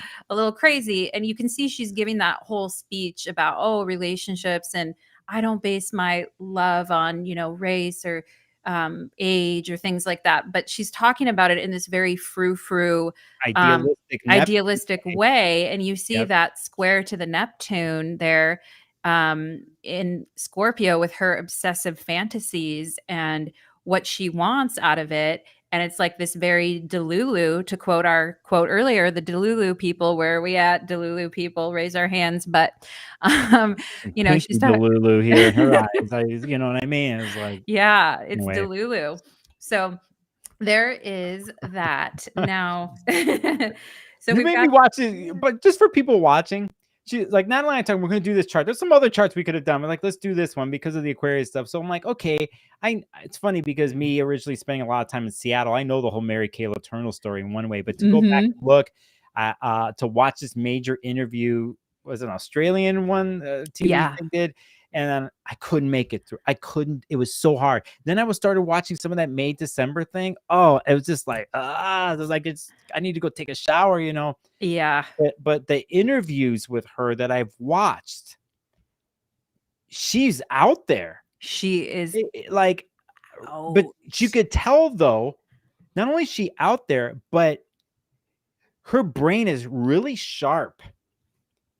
And you combine those two types of things, that's, I want to say that she was a manipulator. Yes. I gotta say it. I mean, you gotta say it, but yes, she was out there. She probably, believed in the things, but like her mind was sharp at the same time. And so it's just. Well, here's the thing. Yeah. We definitely need to talk about this piece of it, about the Mercury, because that Mercury, so in her chart, keep in mind, she has Mercury retrograde at 21 degrees Aquarius. So that is a retrograde Mercury. It is in a conjunction with K2, which means that Mercury is afflicted.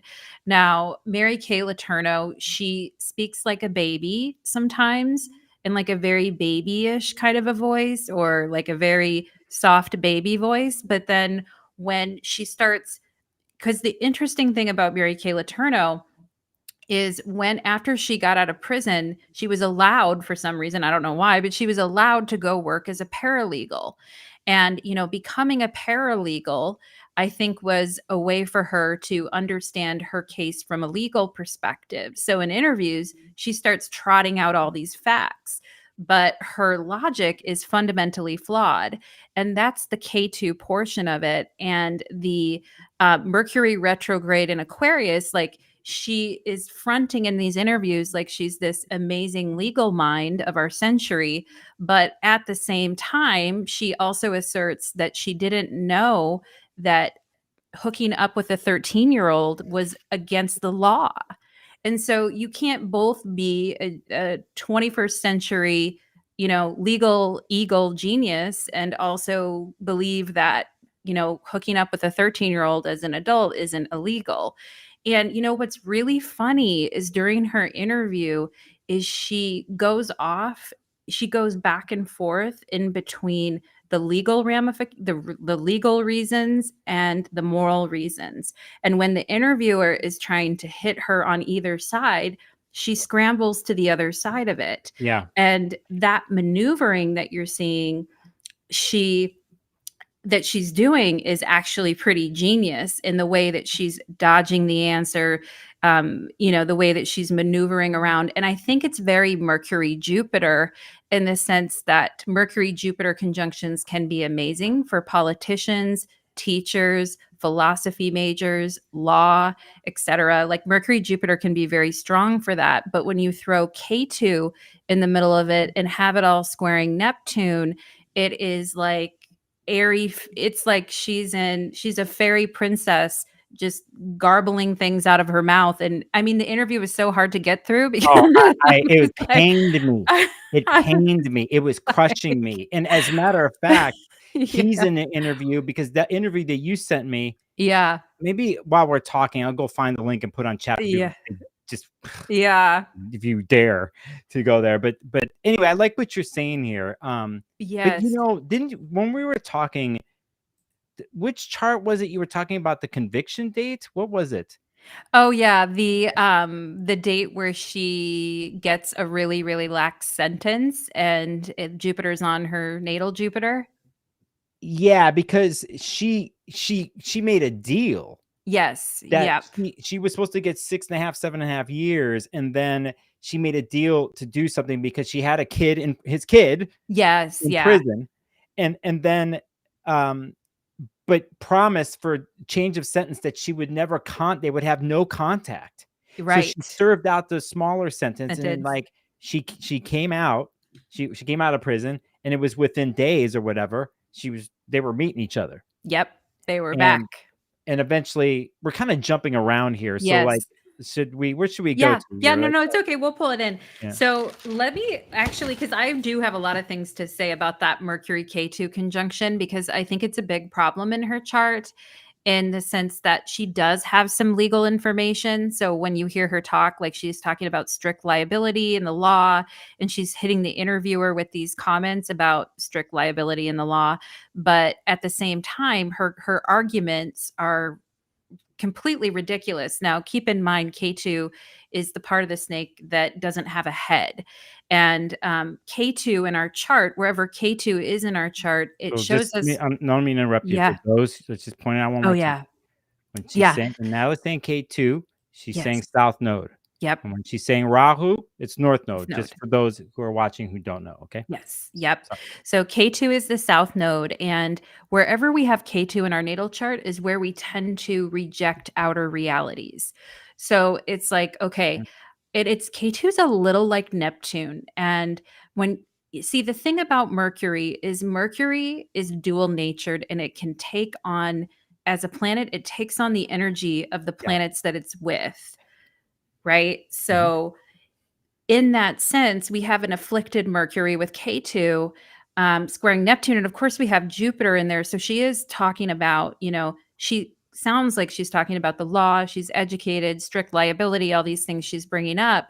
But her justification to the interviewer is like, well, the thing is that 13-year-old, she starts arguing about the definition of a child, like a 13-year-old hit puberty, so they're technically not a child, so it should be fine that she hooked up with, or assaulted a 13-year-old.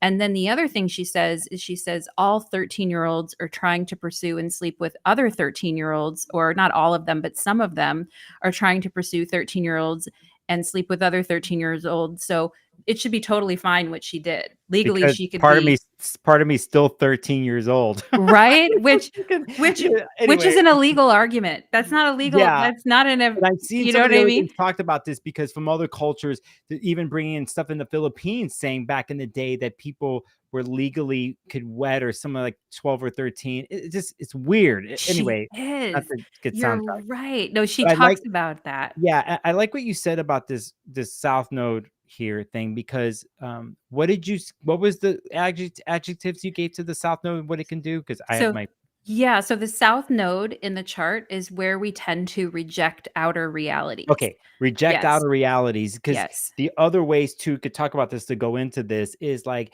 sometimes we look at South Nodes like what we already know and have done a zillion times, and it's habitual.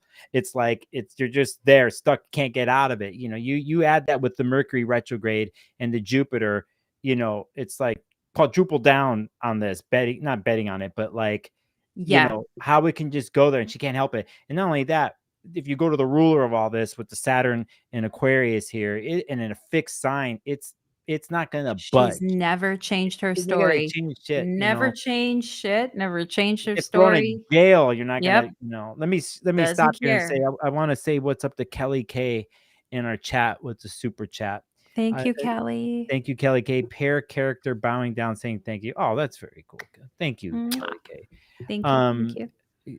yeah, thanks for interrupting. It's a good time because I feel like I needed to just I gotta get Oof. Mary Let's get. Kay's Ew, spirit. we're I just should filled have with burned the some stuff in energy. this We just room. feel I conjuring disgusting. this shit. We're all gonna have So, to have cold showers when we're done with this. so but anyway, so you're talking about Mercury here, Yes. so on and so forth. So And Canada Dry is asking us to explain, can you explain rejecting outer realities? Yeah. So in this situation, like, so think about the South Node or K2. For example, the North Node, I have to contrast them to kind of explain this. The North Node is going after what it wants. It has unfulfilled desires from past lifetimes. And so there's this hunger and this need to fulfill that. Whereas the South Node is, so the North Node is acquisitive and the South Node is like pushing away. And a lot of times, especially in Indian astrology, K2 was associated with like beggars who would go to temples and like priests and people who were very humble and people who like lived off nothing and people who were more into the spiritual side of life instead of the materialistic acquisitive side of life. And so, the acquisitive side of life is the, active side of life, and the side of life where we kind of push away certain things. And the thing about K2 is, or the South Node, is that K2's energy is similar to Mars in the way that it can be militant about cutting attachments from the past and letting go. And so, one thing, for instance, to keep in mind, like even in my own story, I'm in my K2 Dasha right now, which started in 2018. And as a result, in the middle of my K2 Dasha, I quit my corporate job and took a huge pay cut and started doing tarot and astrology full time. And it was super scary, but I was rejecting the outer reality of I don't want to be in this, capitalistic, whatever money hungry system anymore. I want to go and do something spiritual. And that's a very K2 thing. Like I am rejecting that. And it doesn't necessarily mean a bad thing to reject outer realities. Like Neptune, a lot of times we always think of Neptune rejecting reality too, like, but more maybe in a negative sense. But with K2, rejecting outer realities isn't always a bad thing. Like sometimes you completely remove your own security net. I mean, it wasn't maybe the smartest thing to do, but Yeah, and just you to know, say something here that yeah, remember from us, the way I practice, that the nodes yeah, are intertwined. So yes, Rahu, Ketu are intertwined. So just think simply as Rahu's the head of a dragon yep. coming at you, and then you have the purging part on the tail. So there's Yes. the Yep. purging part, but also like the words that you used again. Say it again, Natalie. The Oh, rejecting outer Reject realities? Yeah. realities, and so Yep. you can kinda get that, but sometimes they're going hand in hand a lot of times. I wanna stop here and say, not that we can do this right now, but someone's asking what K2 Dasha is. Is it like a Oh, I'm profession? sorry. I shouldn't have, yeah, I Yeah, and probably so went a keep it little real simple, too. Natalie, Yeah, if you yeah. wanna answer that Yeah. question. Yeah. No, yeah, and K2 Dasha is something, in the Vedic system. If you guys have never had your chart done by a Vedic astrologer, it's really interesting, and they have, in Western astrology, we have zodiacal releasing. In Vedic astrology, we have the Dasha system. They're very similar. Kinda But periods of time yeah, type of thing. Fadari is dividing. another version of this and other things. There's different Yeah. kinds of techniques to do Yeah. with this. So, Yep. So sorry if Canada I went a little too deep there. it's okay. Canada Yeah. Dry, thank you to you, Yes. Natalie, like, kinda Oh. throwing hearts at you, Oh, thank you. Thanks, so Canada Dry. I thank appreciate you for that. that. Yeah. Have fun. So let's go ahead and Dasha, Vivi 17 Dasha is like period. I'd have to look at, I have my little word dictionary. I'd have to find it, but it's like period. Basically, it's like a period of your life. So and it's a Vedic word, but anyway, so You're gonna go down that rabbit hole, you're gonna see. yeah, yeah. If you go down the You rabbit guys hit hole, me up privately. I know a couple good books on this stuff, whatever, but just yes. wanna just stay on track here because Oh, Isha, do you feel like Western and Vedic complement each other or quite different? Not to keep us off track. Oh, thank you for the question, Isha. And Dasha is Dasha, Vivi 17. And Isha, it's interesting because Vedic astrology shifts your chart back 23 degrees. And so your planets are going to be in different positions. I mean, since I've studied both, I'm primarily a Western astrologer, but since I've studied both, I incorporate elements of that into my chart analysis. But I feel here's the thing: both systems are incredibly challenging to learn, and me stupidly was trying to learn them both at the same time. So, but Sounds like a Mercury and Gemini thing. yeah, exactly. Nicholas and I both have Mercury and Gemini.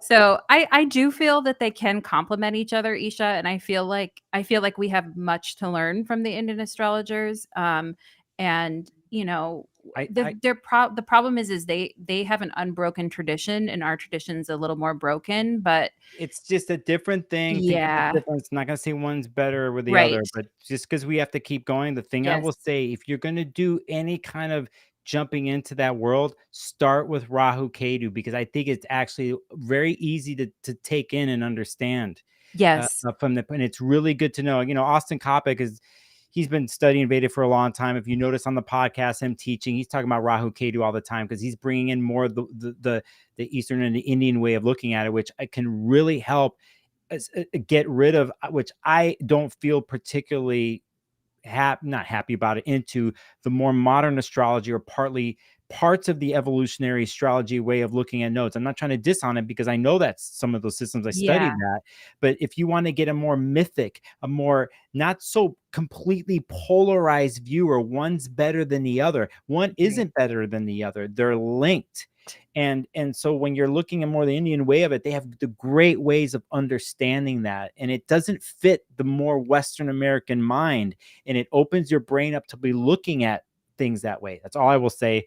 Let's keep going. Yes, for Yeah, sure. No, I love yeah, it. Thank you for all your yeah, guys' interest yeah. in that. I really do appreciate that. And I feel I really didn't understand Rahu Ketu too well until I, studied. Then I was like, okay, I feel like I get it more, but I'm still learning all the time because they're shadowy planets and they're very elusive.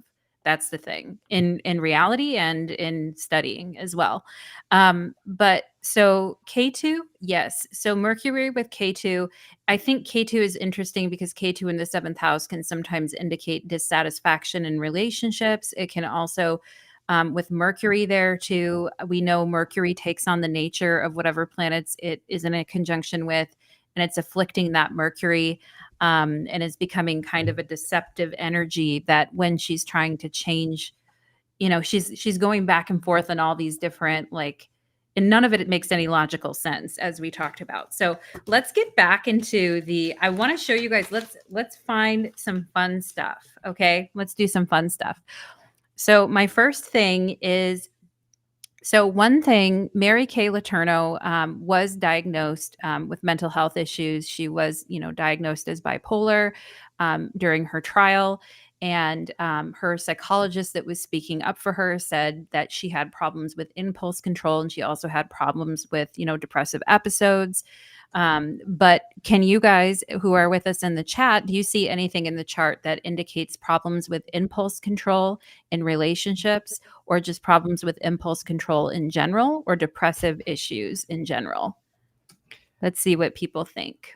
And while people are doing that, somebody mentioned in the chat that her Wake for Me says, I think I'm a little behind on the feed, but I do want to point out that her North Node is conjunct her father's sun in Leo at the exact degree. And I think so too. I'm going to, Oh, you're pulling up the father's I chart? might pull up the chart here. Let me do Oh, it I real didn't quick. even pull up that. That's awesome. Wake me from this. But Thank you got some you. answers coming in. So Yes. And, wake me from this. I actually wrote down that Mary Kay Letourneau through Rahu and Leo in her first house is acting out her father's story. So wake me from this. You are 1,000% like spot on with that. Okay, so let's look at the problems with impulse control. So first of all, did you check out the Mars at 28 degrees Capricorn and a quincunx to Uranus? Okay, so this Mars in Capricorn, quincunx to Uranus in Leo in the first house says I build things up, or things take a lot of effort building things up and working towards things, and then I completely just destroy them or cut them out or change or do something totally different, and it rocks my world, and it also rocks the world of my family, because the fourth house is also implicated here, as Mars is the ruler of the fourth house of family. And so, her tendency with Mars quincunx Uranus to make some really impulsive decisions, and do them quickly without thinking. So we see there's an issue with impulse control there. And in astrology, we're always looking for multiple testimonies of why a person, so we don't just find one thing and go, that's it. We look for multiple things. So the first thing is the Mars Uranus quincunx. Now, the next thing, what is another thing in her chart that we said Well, was, let me say something here to this. yes, From just a basic thing of looking at Mars at 28 degrees, for those watching, we're studying, Mars is exalted at this degree. We just had this so many days ago. And Mars here at this 28-degree place is unstoppable. Like, is just a lot of people who are doing electional astrology, talisman work and stuff. They're, when they can work with Mars and Capricorn in a certain way, they could do it, right? But you can yes, get shit done, and it's about elevation of status yep, and certain kind of thing of being pro and all that. So without talking about any other aspects here, the engine of her chart, Mars, is functioning this way. And once it gets locked in, along with her fixed stuff, the engine in her chart, Mars, is just going to be relentless. Mars yes, and Capricorn relentless. So yep, let's just point that out, that it's exalted, and this is all about ambition in a lot of ways, yes. and it goes into everything. So just wanted to Well, say. and in traditional Renaissance astrology and what I've studied, the fourth house is represents the father, and the 10th house represents the mother, which may be different than other people's systems, but that's how I learned. And as the fourth house represents the father, the ruler of the fourth house is that Mars in Capricorn. So it says something about her father is this, and he's incredible. He ran for president, for God's sakes. He got over a Okay, million so while we're votes. here, I don't mean to interrupt you, but let's just do it. Let's just do it real quick, okay? And Yep. let's see if I can get this right. You're gonna see my thing. Here is the chart. Let me get this right here, because I have to enlarge everything and move shit. But just to point this out, there is her father. We don't know the birth times. August 12th, 1930. Just so you know, January 30th, 1962, 5:15 p.m. And Ooh. Natalie got the birth chart for Mary Kay. That's on Astro DNS. It's a AA rod and rating, the best Yes. time you can get for the most Yep. part. So just to go off of what a viewer brought off, who was looking at her father's chart, since we're here, and I don't want to Wow. confuse people. I'll bring you back here in a second, okay?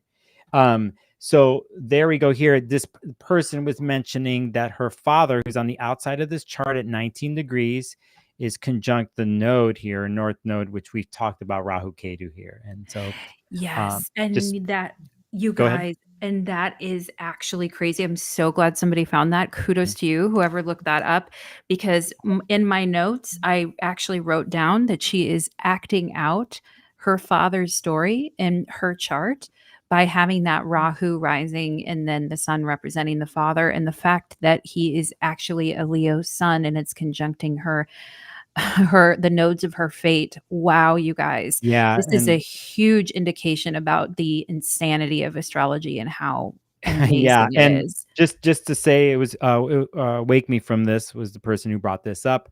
Yep. And I'm seeing other things, but let's keep going. Yeah. I'm gonna bring you back here. I'm getting used to working this program here because Yep. we're using a We're different having fun. yeah. We're having Uh, fun now. uh, Okay, so we looked at, and so we know the Rahu rising is always in the first house in Leo, could be big drama, charismatic. Also, Rahu rising in the first house, especially in Leo, can sometimes indicate fame as well.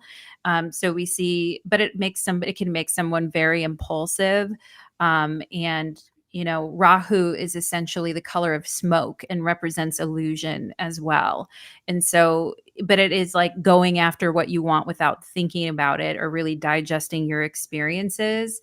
And so that's the Rahu energy. That also makes her very impulsive with the Rahu rising. We also have the Uranus in the first house too, which makes her very impulsive as well. And then what about her chart would show that she is impulsive in relationships in particular? What do we see? Now we know we've got the Venus Neptune, and I think that's more about, well, it's in Scorpio, so I do think it is about her obsessive fantasy that she will not let go of. But yeah. also take a look, guys, at this Venus at 11 degrees Aquarius in a quincunx with Pluto. Okay. So for So those who don't know, we're dealing with an inconjunct here to quincunx. So basically, they're not seeing eye to eye. So basically, if you're looking at Pluto, and Pluto was to look directly 100 degrees opposite of itself, it would be like in the eighth house there, directly opposite. But it's kind of like a blind spot. So like Venus looking at Pluto, they don't see eye to eye. It's off to the side. So they're not connecting. So I'm just trying to give a visual yes. of this. So Yeah. And inconjuncts or quincunxes in the chart can often indicate like major medical issues as well. But they also are areas where, like Nicholas said, where we can find extreme blind spots. And, sometimes if it's really bad, it's like we don't know how to use that planet very well. And so, Mary Kay Letourneau was like, obsessed with Vili Falau, and she was obsessed with their love. And even when she was in prison, she was still writing him love letters and getting sent to solitary confinement because she kept writing him letters over and over.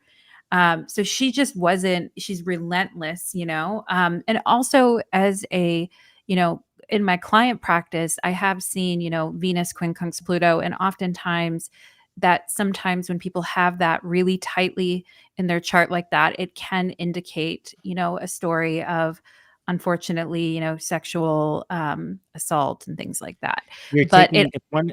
Go ahead. yeah, but it also can indicate the opposite side of somebody who's an abuser. And just to kind of throw someone off the top of my head, like Richard Ramirez, the Night Stalker, who like, busted into people's windows and like, was strangling people and all that. He had Venus, he had Venus in conjunct Pluto. And there's a lot of actually serial killers that have Pluto and Virgo, quincunx, Venus. Natalie, Um, what do you do with your extra time? I I'm just sit sorry. around and I'm like, I just sit around and I twiddle my thumbs day and yeah, night. it is what it is. I'm gonna go. I can research anybody's chart. Let's do serial killers. Let's Let's go. do.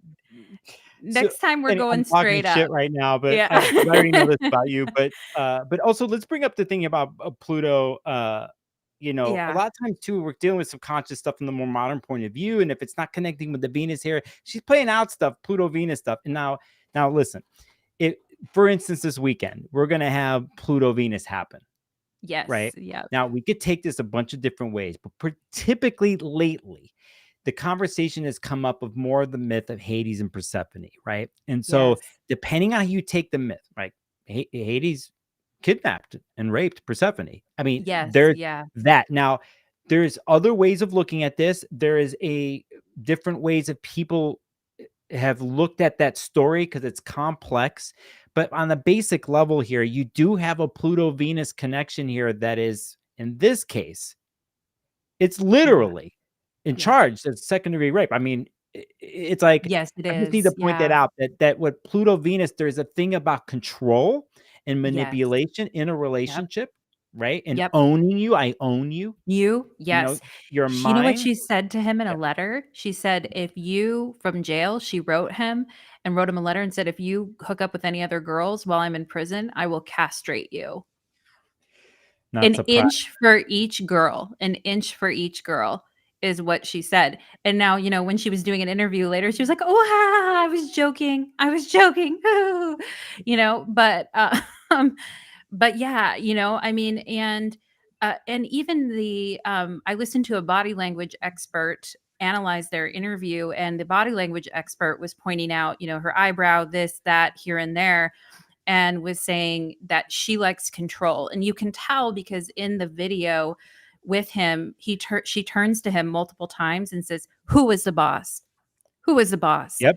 Like you That's what pursued it was me. really crazy watching that because I'm Yeah. looking for that video again. By the way, I'm going to throw it in the chat for those Yeah. who who just Want want to to check it out? entertain themselves later on Valentine's Day. Right? Right? Yeah, just but so anyway, I'll look for that right now. But keep going here because we got some stuff and Yeah, yeah. um, Yep. So that's the Venus Pluto. So again, the obsession, the control issues in relationship, even in the interview, she's still trying to control him, talk over him, control the dialogue, the information flow, like everything. So we've got that going on. Now, so we went through those things in her chart that would indicate that she has a problem with impulse control in her life or in relationships. Now, this is for my Delulu queens. For the next exercise that we're going to do here is to look at what indicates in her chart that, and I think we've already talked about a lot of them, but we're going to go through like every aspect. What in her chart indicates she has problems with delusions in relationships, that there may be elements of gaslighting, narcissism, gullibility, fantasy life, difficult time accepting reality, aspects in her chart that may indicate she's an amazing artist or an amazing con artist. Okay. So that is, we want to find all the aspects in the chart that basically, yes. Okay. What do we got going on? We've got Vivi with the Neptune T square. Okay. Yes, we do. And look at, there's Neptune. All right. And also keep in mind, guys, that this Neptune in Scorpio is at the bending of the nodes. Okay. So when we say that there's a planet in the chart that's at the bending or in a T square with the nodes, it means that this planet is going to be extremely impactful in how her life plays out and how her fate plays out in her life. And so if she can't get her obsessive fantasies under control, Neptune and Scorpio, those fantasies are going to control her. And so, yes, we see that there. We also see that the ascendant is squaring Neptune. We see the sun is squaring Neptune. We see Jupiter, Venus. Look at all of this, you guys. Look at all of that. Out Isn't there, that man. insane? Freak. Look at that. Almost every single Uranus, Pluto, the moon in Chiron. Yeah, And by fixed, it's a thing there where again, we talk about stuff some of but again, you just watch some of the interviews, and I think a lot of times you'll see a lot of dynamics that we're talking about. Natalie's brought up in the chart, but there's a Neptune haze over it all. Like, haze. it's weird. Like with the video I put there, it's like an hour and some long if you can make it through, but the interview does a really good job of like putting her right on the spot and corralling it. And also, but if you pay attention to his body language and answers, you could see at this point where that video came out was at the end of the relationship. I think something was already going Yeah, down. they were And you could separating. tell he was just kind of like done. Yeah, And he he was figured it done. out. Like, I think Yeah.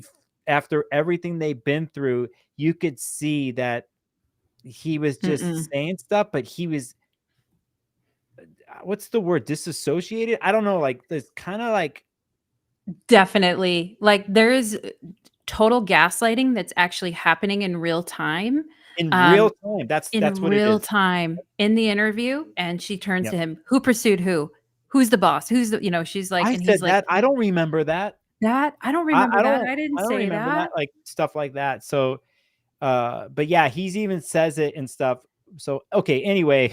Yes. So Yeah. we have a Delulu problem, folks, with the Neptune there. And, there's some psychologists that have analyzed her behavior online, and some of them say she's a narcissist. Now, we're not, obviously mental health professionals. We can't diagnose anybody, but I will say, you guys, as a person who has studied narcissism a lot and, looked at charts and things like that, when I see problems with Neptune, and problems with Jupiter, and sometimes the sun is involved in it too, that can really indicate somebody is, especially the Jupiter square Neptune right there. Okay. She also has her sun square Neptune. And the huge thing about narcissism is that there needs to be a level of denial, like never admitting to anything, never, like, you have to be basically in Delulu land. And to the point where you're gaslighting other people, hurting other people, making them doubt their story, like this type of thing, self-aggrandizing. Yes, Vivi, like for sure. With the Jupiter square Neptune, a lot of that, like, I'm self-important and what I believe is very important, but hypocrites, total hypocrites. Now, and this is something I borrow from Indian astrology again. In Indian astrology, Jupiter in the chart represents the beliefs that you were taught by your father or your teachers or your educators. Now, keep in mind, her father was a huge hypocrite. He spoke about family values. He spoke about, the conservative agenda. He was all about the nuclear family, all that stuff. And those Jupiter and Aquarius philosophies that her father taught her are square Neptune.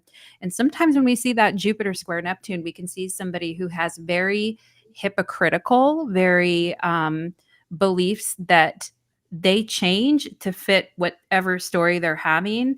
And a lot of times those people do get exposed as hypocrites. And her father did, and she did too. But up until her dying day, she was still trying to make these arguments. So yeah, we can really see in her chart where the need to believe a fantasy, right? And her chart really has that energy with the Mercury K2 square Neptune of, well, whatever you need to say to yourself to get you through the day, some people have to like lie to themselves about their life and everything that's happened just in order to cover up what they did or get through the day. And I think her chart really has that energy, and she's incredibly frustrating to listen to as a speaker because she's just all over the place with that Neptune. Nebula, yes. The Jupiter Neptune in charts of narcissists. And a lot of times it is an inflated Jupiter. That really grandiose, inflated, self-entitled. Because Jupiter is amazing, right? But if you can't, it's not Yeah, amazing in everyone's hands. the Yeah, idealism can just blow out and it turns yeah, into something else. But from the person's point of view, yep, depending on what else supports that in the chart, the idealism, and it contributes to that, it just keeps going, never comes back. It's not based in reality, so on and so forth. And by the way, I just want to stop here and acknowledge, I know we're talking here and there's some people have come in the chat that are in chat. Some of you knew Ray Weather, a couple of you, but I know there's people out there watching or just hanging out, so just want to say thanks. I know you're yeah, out there, and so keep going. yeah. I want to get into something here, something that you and I had a private conversation about. That it's sort of it's Let's not a get transition point, but it let's had get to do, into it. well, Yeah. when you talked, you mentioned the Venus retrograde moments that happened. Yeah. Okay, Yep. let's do that. Okay, Okay. Yep. let's Let's do it. go So into it. Okay. yeah, So we've kind of went through the chart a lot. There's, more things that we could say, more things that we could get out of that. But let's go ahead and check out some transits. And because I have a list of different transits. Oh, thank you, Melissa. Thank you so much. I appreciate that. Six of Swords. Hey, baby. Thank you for being here. Six of Swords is my friend. Okay, let's go ahead and see here. I'm going to close up my annotating and I'm going to show, and I'm calling it MKL, Mary Kay Letourneau. This is her first arrest here, just that, for people to do it, can you move Mhm. your wing? Can you click and hold your Astrogold and move it just to Yeah, show them? like that. Yeah, move it Oh, a or little bit like more. this. Yeah, so we got just so say the time and date so people can see it too, right? Yeah. Yeah, Yep. all right. Okay. So this is the first arrest, and this is when she was caught in a car with Billy Falau, the teenage boy. This is her first arrest. It happened on June 18th, 1996. It was in or around Seattle, Washington. It would have been in the early morning hours, but I didn't have the exact time of the arrest. So we're just looking at, the transits and where the planets are at. But this is the actual day that she was first arrested, basically. And I want to point out here, let's go ahead and I want to point out this Venus retrograde because this isn't her last arrest by any means. This is the first one of getting caught with him in a car. And you will notice that Venus is retrograde at 15 degrees Gemini. And at the time, that Venus is also squaring her Pluto, her natal Pluto, and it also is making a quincunx to that obsessive fantasy Neptune. So we can see she's getting caught on a Venus retrograde, and we'll see later where she gets caught on a Venus retrograde again. So that is, pretty interesting.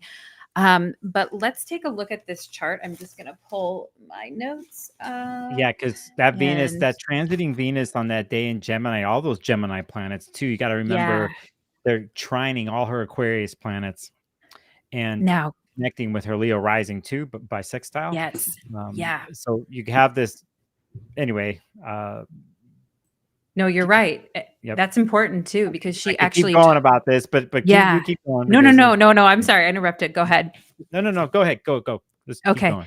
Yeah. Yeah. So I was going to say that she talked her way out of this arrest.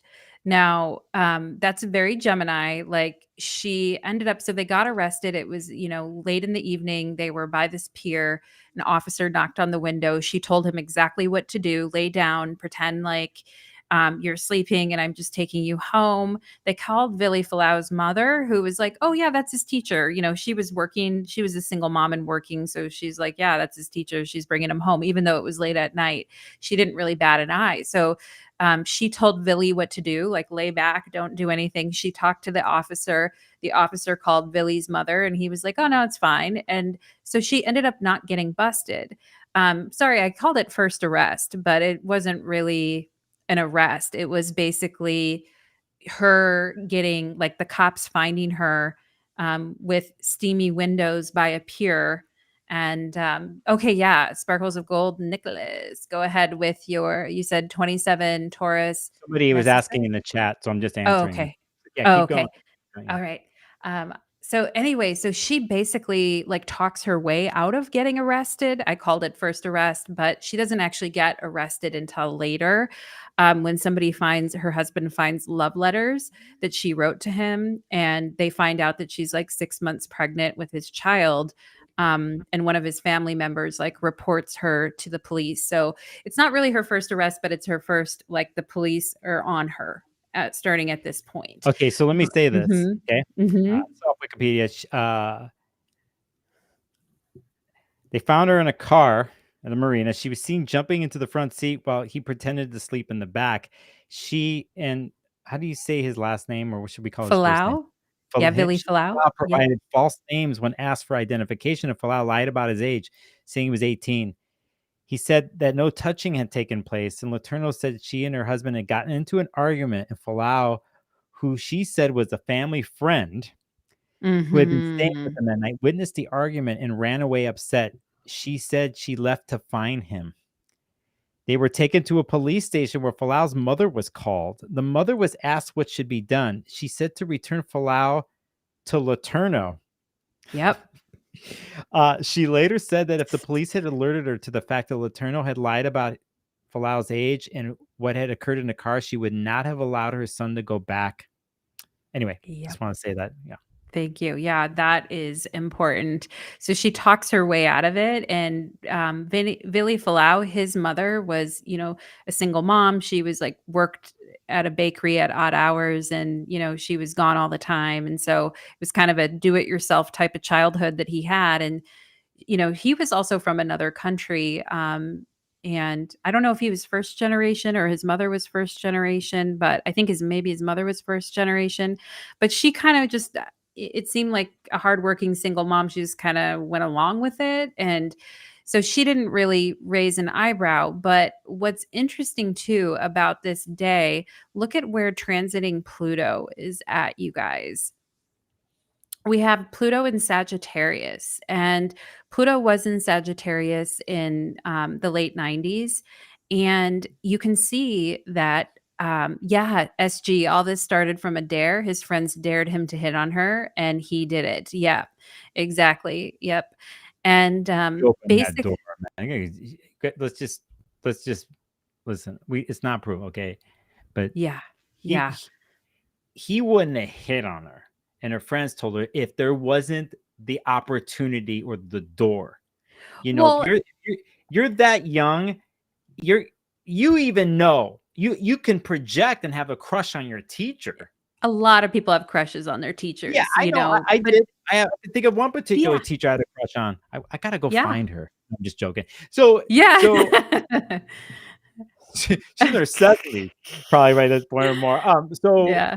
But from that point of view, from a young boy, young, thing like there was like it was allowed, you can do this, because if an adult's sitting there and they're catching flirtatious something from somebody else, they're creating the boundary. They're Oh, being mature. Like, yeah. that's not what this is. They're Yeah, stating they're it, they're shutting it creating, down. they're shutting They're it down. And saying so I yes, just need yeah. to say that, For sure, for sure, yeah, and even if he did have it and he said, "Oh, I thought she was pretty," or something like that, a lot of kids, a lot of little boys or whoever girls have could have crushes on their teachers, but that doesn't yeah. mean they act on them, they tell them, "Oh, no, that's so sweet," and, like, laugh it off, and that's the end of it, like, that's usually it's nothing more than that, and so but interestingly, her marriage was falling apart at the time, and her and her husband had those financial difficulties, difficult marriages, Sun Saturn in the seventh house ruling the first and seventh, difficult marriages, hard times, no money, extramarital affairs, her husband's cheating on her, she's you know but a lot of people have those situations and still don't try to go out with 13-year-olds. So, we always are turning a watchful eye to that anyway.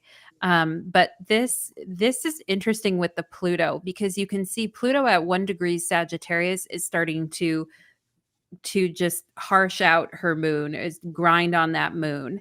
And from 1996 through 1998, when she gets sentenced to a 7.5 year prison sentence, that Pluto is just bearing down on her natal moon that whole time.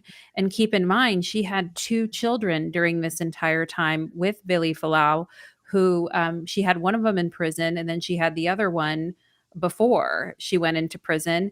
And so that Pluto on that moon, you guys, let me erase some of this here, because one thing I noticed as I was looking at all these transit charts is the thing that we didn't talk about too much, but we should mention, is this moon Chiron Pluto T square right here.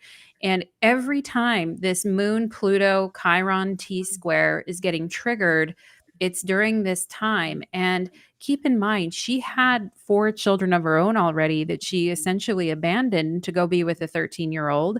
And then she brings 2 more children into the picture during that time, who are growing up without their mother. And that theme of the abandoning mother or the embarrassing mother, moon Chiron, or mother as monster, mother as evil, I'll be right back.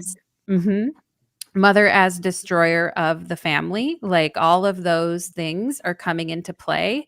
And you look at that Pluto on her moon, just gutting out her natal moon as all of that is happening. So I think that's interesting too, because Pluto just hovers over her moon during those couple of years when all of the court, cases going on, and she's having the babies and all of that. So it's a very interesting time. So we've got that going on. And then what else did I want to point out about it? Oh, well, and look at Uranus too, you guys, because Uranus is at 3 degrees Aquarius here. It just entered into the sign of Aquarius. And as Uranus makes her way through her seventh house, and sometimes Uranus in the seventh house transits can indicate divorce or changes in partner.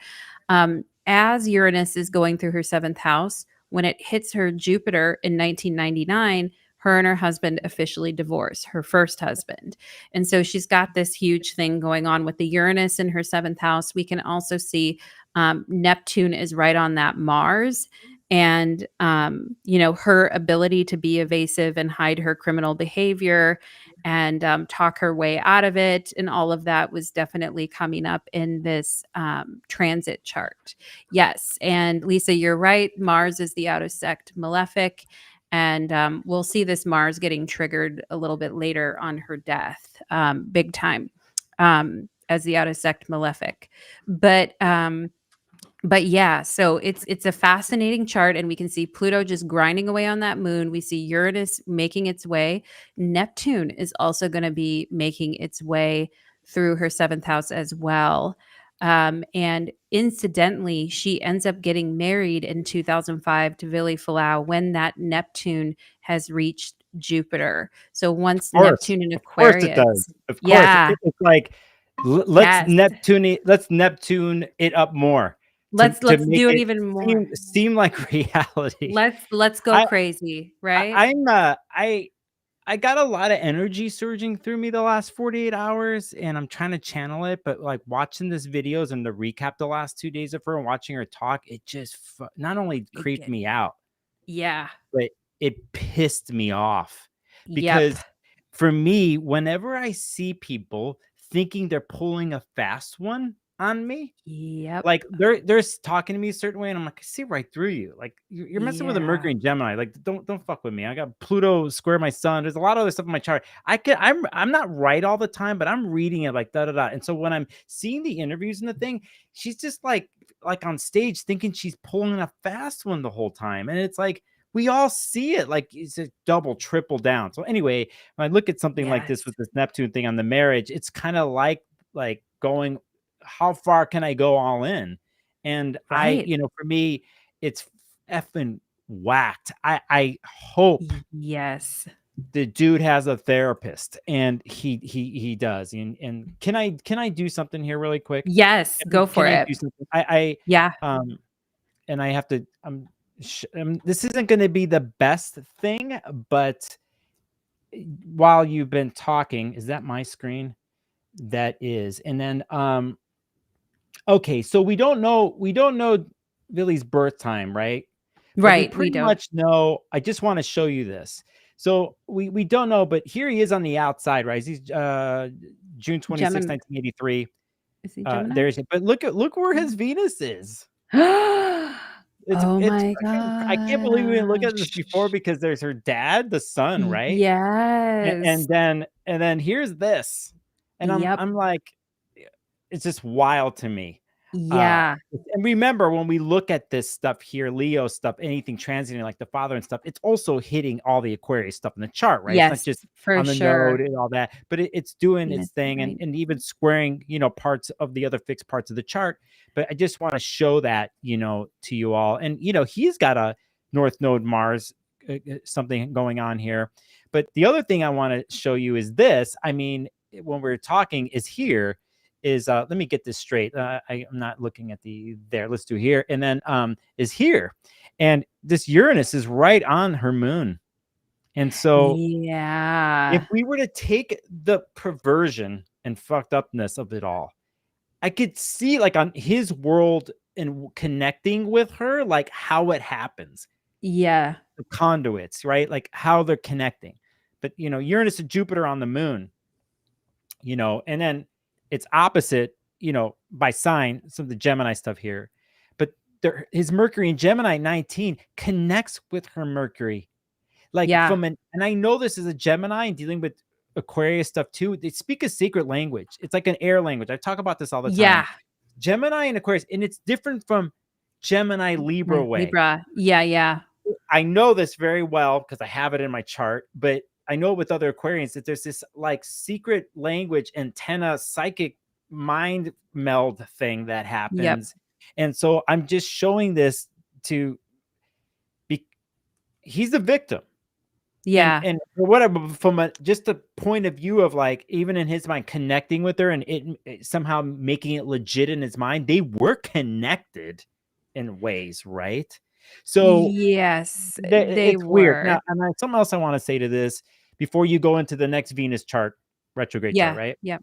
Is that, all these kids, four with the other marriage than with him. I mean, when you have Moon and Sag in the fifth, if we don't look at anything else, it's like there definitely ain't no condoms. There ain't no birth control. Okay. So Right. it's just like, it's just like, Well, and and then if there's you the look at it religious too, past, yeah, she Yeah. has a lot of kids. And, what's fascinating about the kids is Jupiter for her rules the fifth house.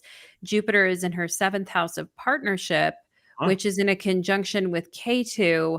Jupiter in a woman's chart equals the husband. And so, you can kind of, and it's in her seventh house of partnership anyway. So, my child is my I mean, you this could get very warped, but you could almost look at it as someone who's a child. My fifth house ruler is in my seventh house.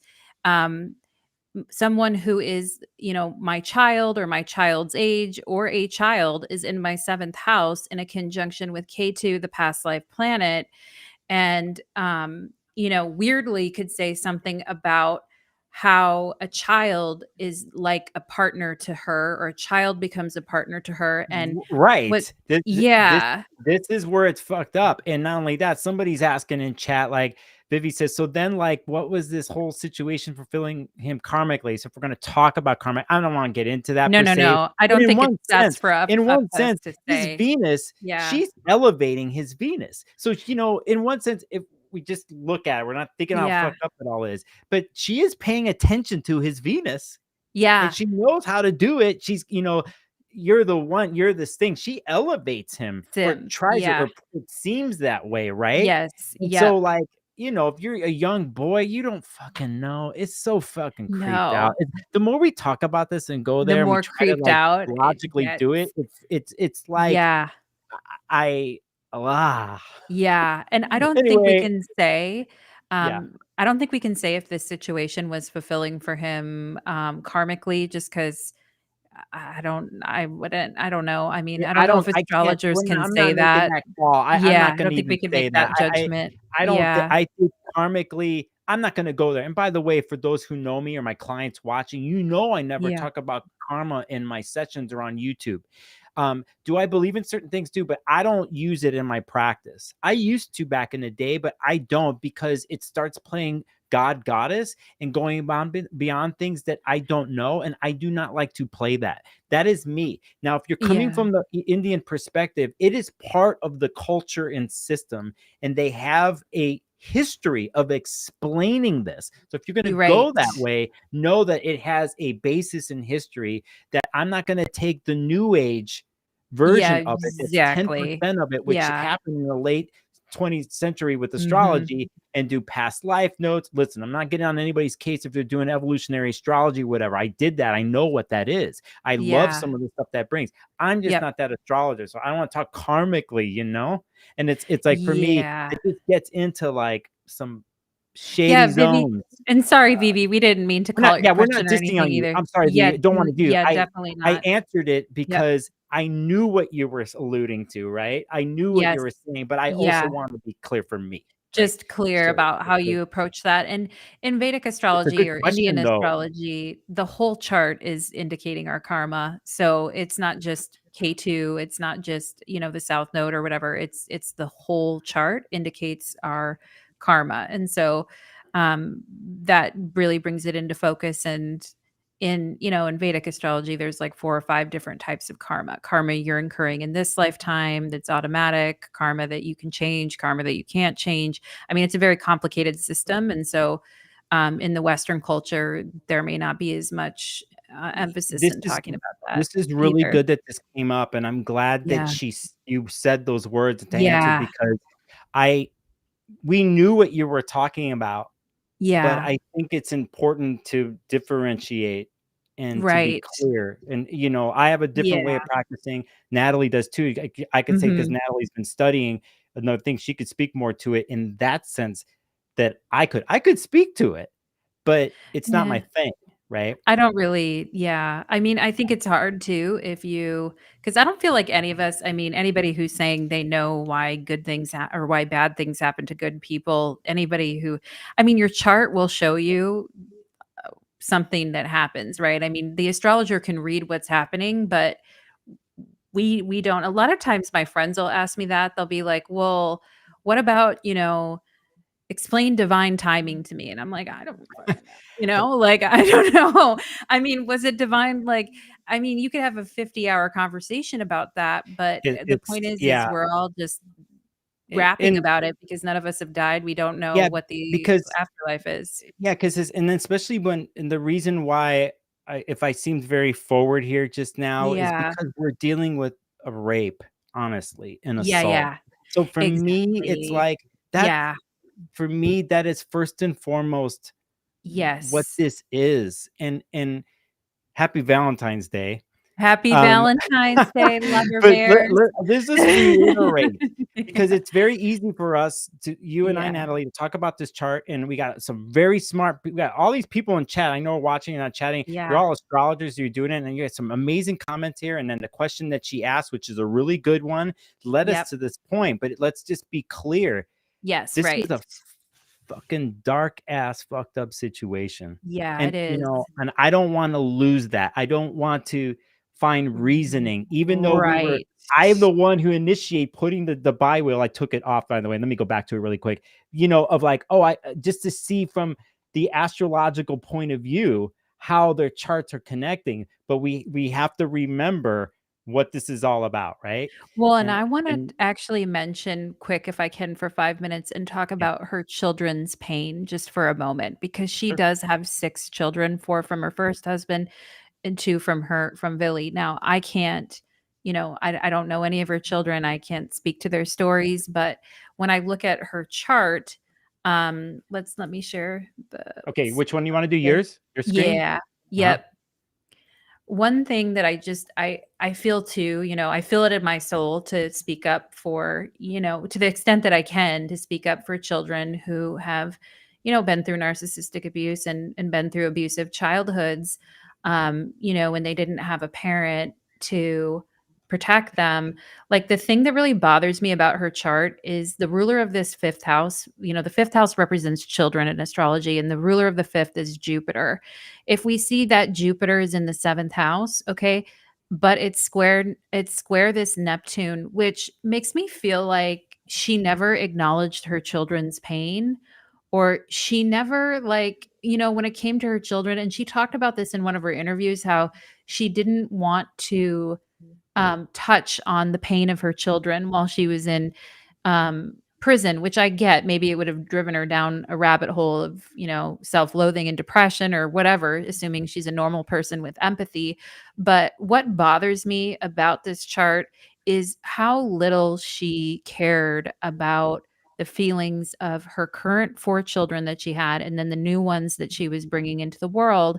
And she seems like the type of woman who is having children to try to save her first marriage. So she had all those kids. And then, she was trying to keep Billy close to her. So she purposely was getting pregnant.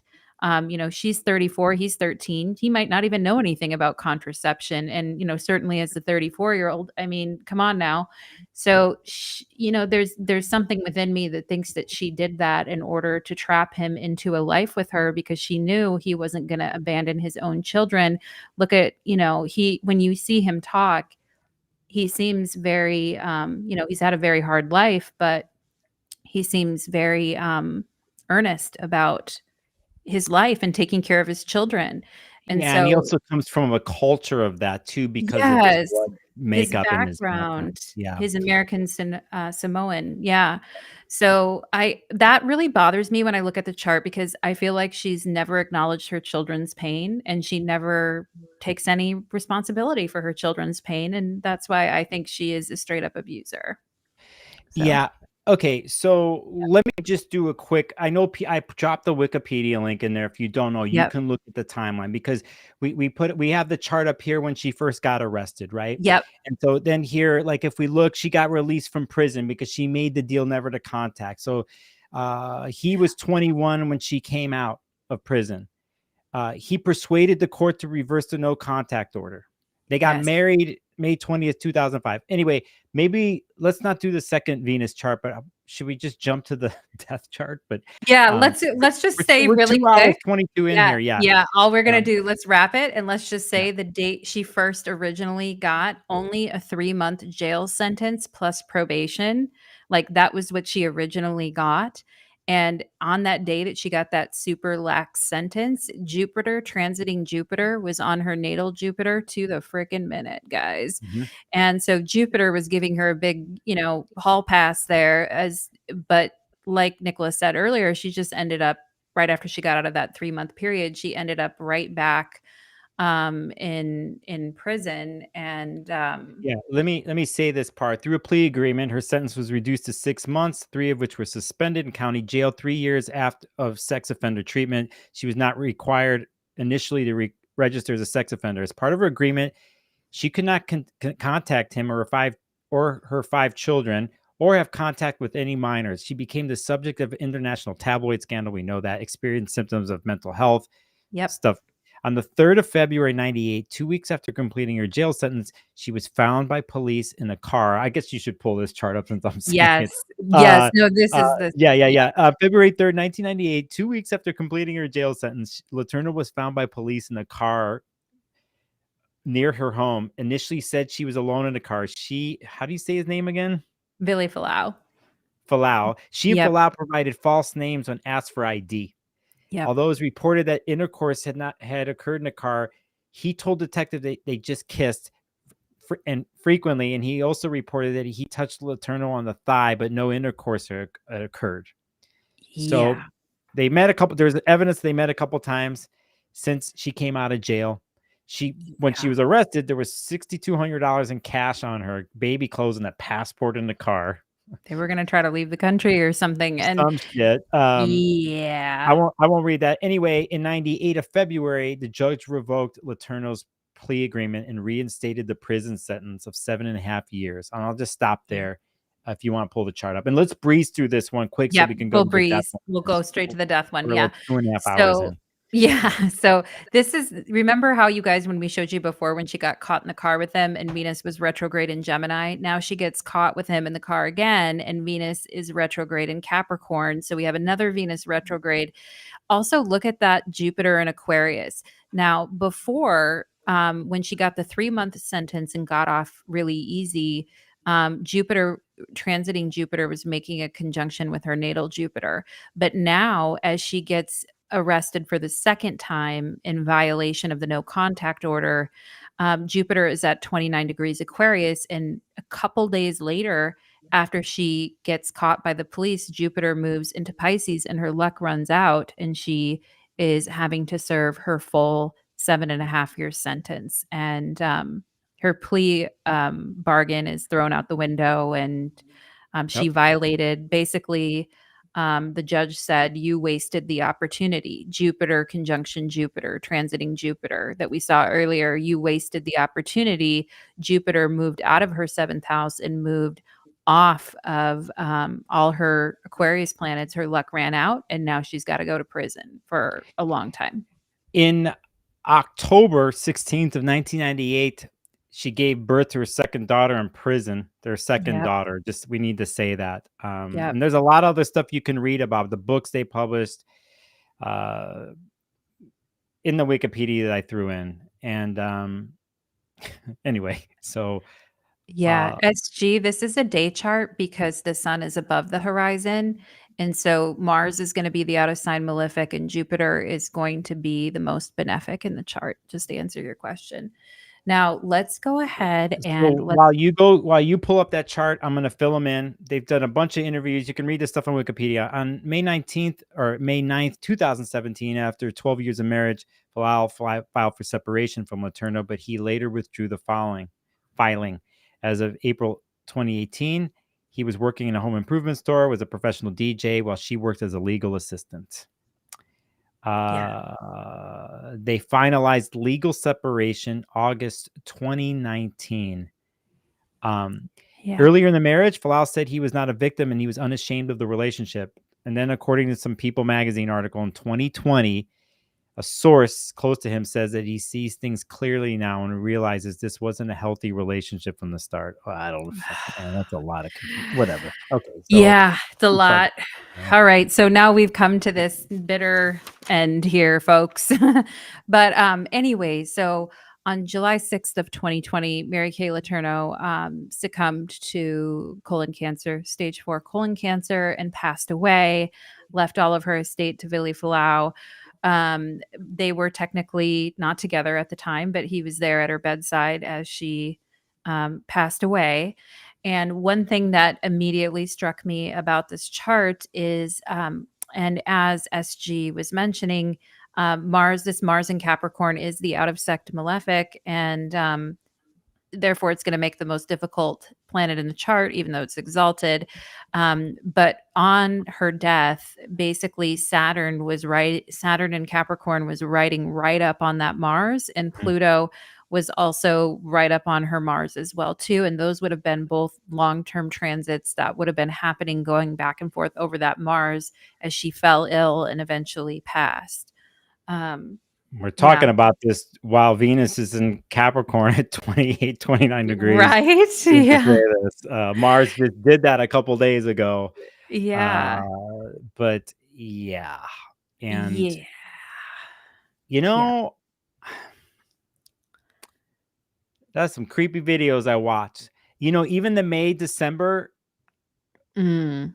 it's funny how they name that because they're almost giving May, December relationships a bad It's like, listen, I ain't gonna judge anybody if they're doing a May December relationship legally. And even Right. with dudes out there, you date younger women. I've been on the other side. I've been on the other side of May December. Yeah. I did it, Yeah. consensual this, whatever. But there's some ages where somebody's present, they're not like Yeah. 35 years old and 17.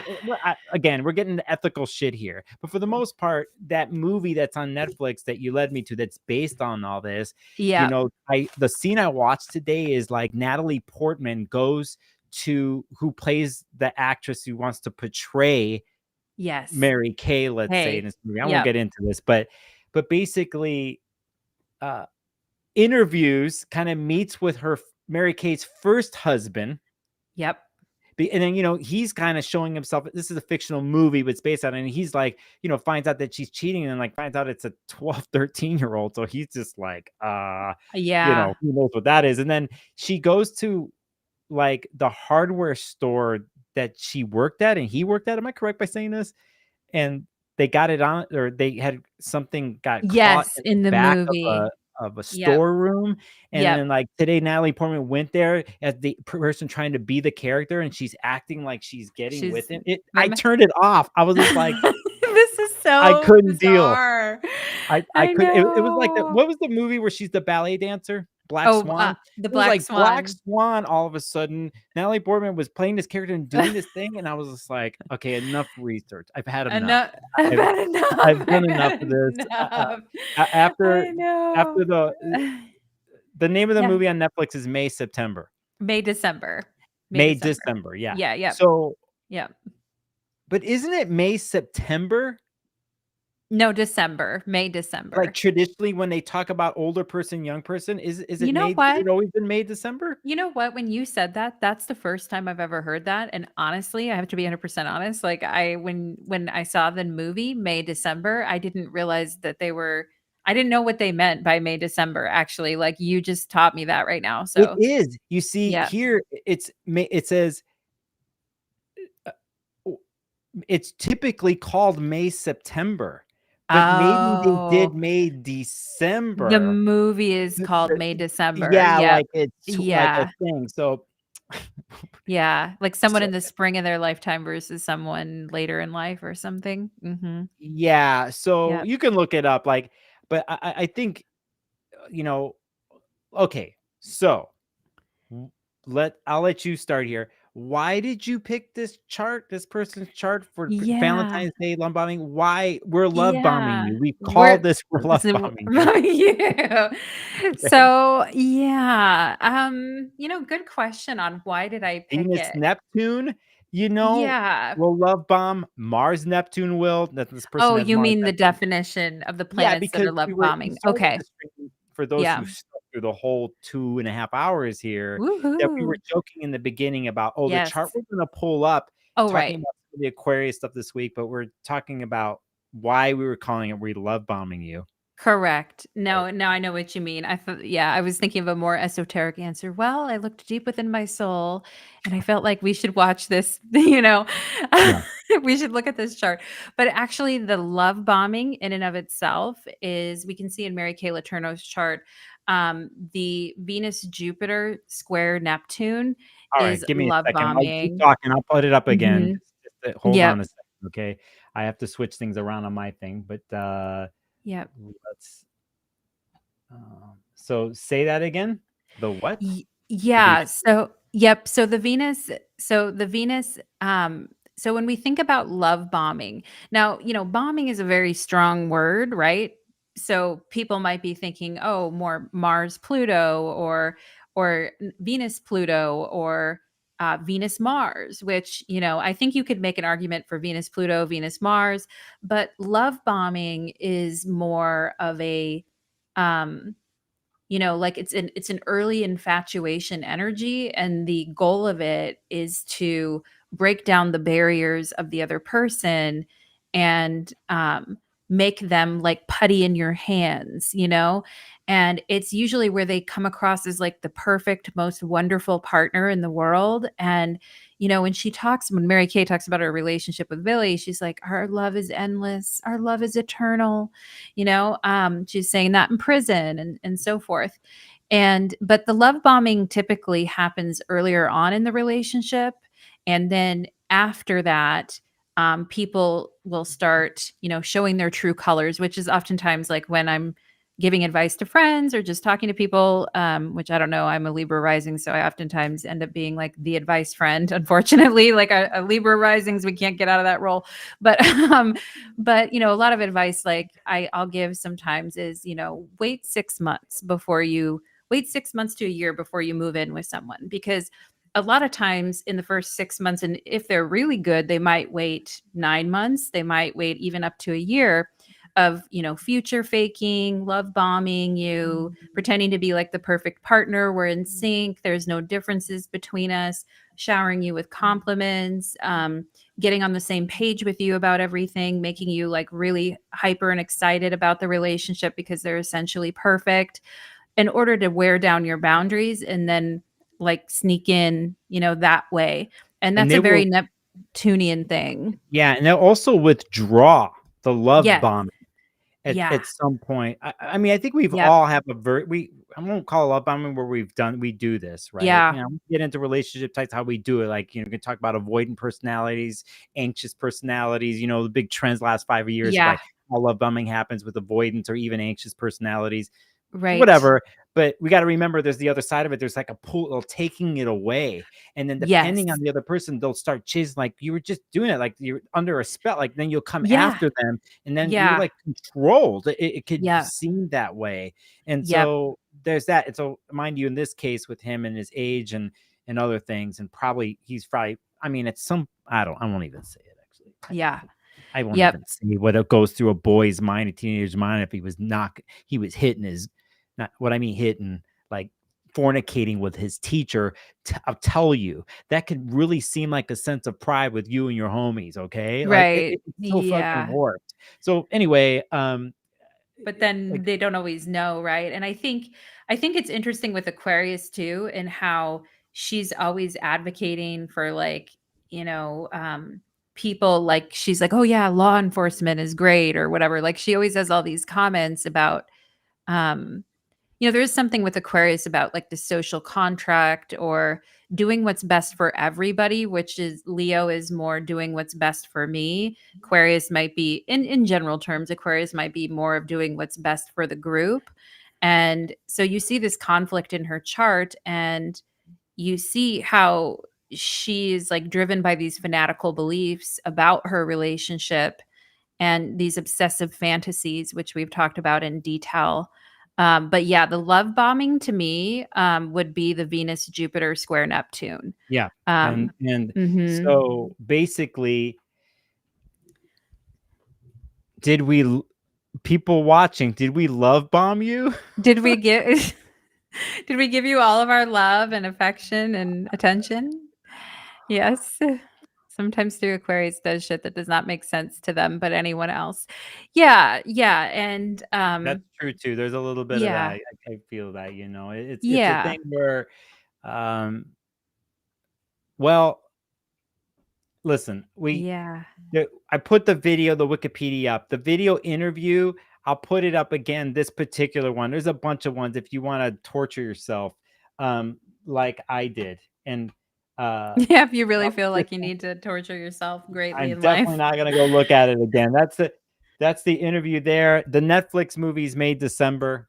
And definitely before you watch something like that, go look at the factual stuff of this. I'll tell you, watching that real interview with her and like just her body language and everything.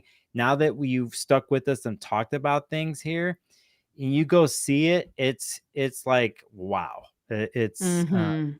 Mm-hmm. But Mila says people tend to love bomb one another during courtship, and Yep. there is, but maybe we shouldn't call it that because we always do this in courtship. We're getting higher, our chemicals are off, we're attracted. It's like Yeah. honeymoon phase. Yep. Love bombing, as with a lot of things on TikTok, Instagram, and Twitter the last 5-6 years, words have changed into other things, and it's good sometimes, but other times, for me personally, it's my personal opinion, changes meaning and definition, and things get blurred. Because if someone is thinking about what is it love bombing when we're courtship, maybe it's actually something else. And if we start using love bombing Mm-hmm. in every aspect of courtship or some sort of thing, it loses its definition. Courtship loses its definition. It's just like saying, oh, that person's a narcissist. No, it's like narcissist is actually, I think, been misused, the word. Yeah. Even Yeah. gaslighting, even all that, like, just because of Yes. what's done Yeah. in the masses, people will put, they're doing this. No, they're actually not. Let's not dilute the words for what they're meant for.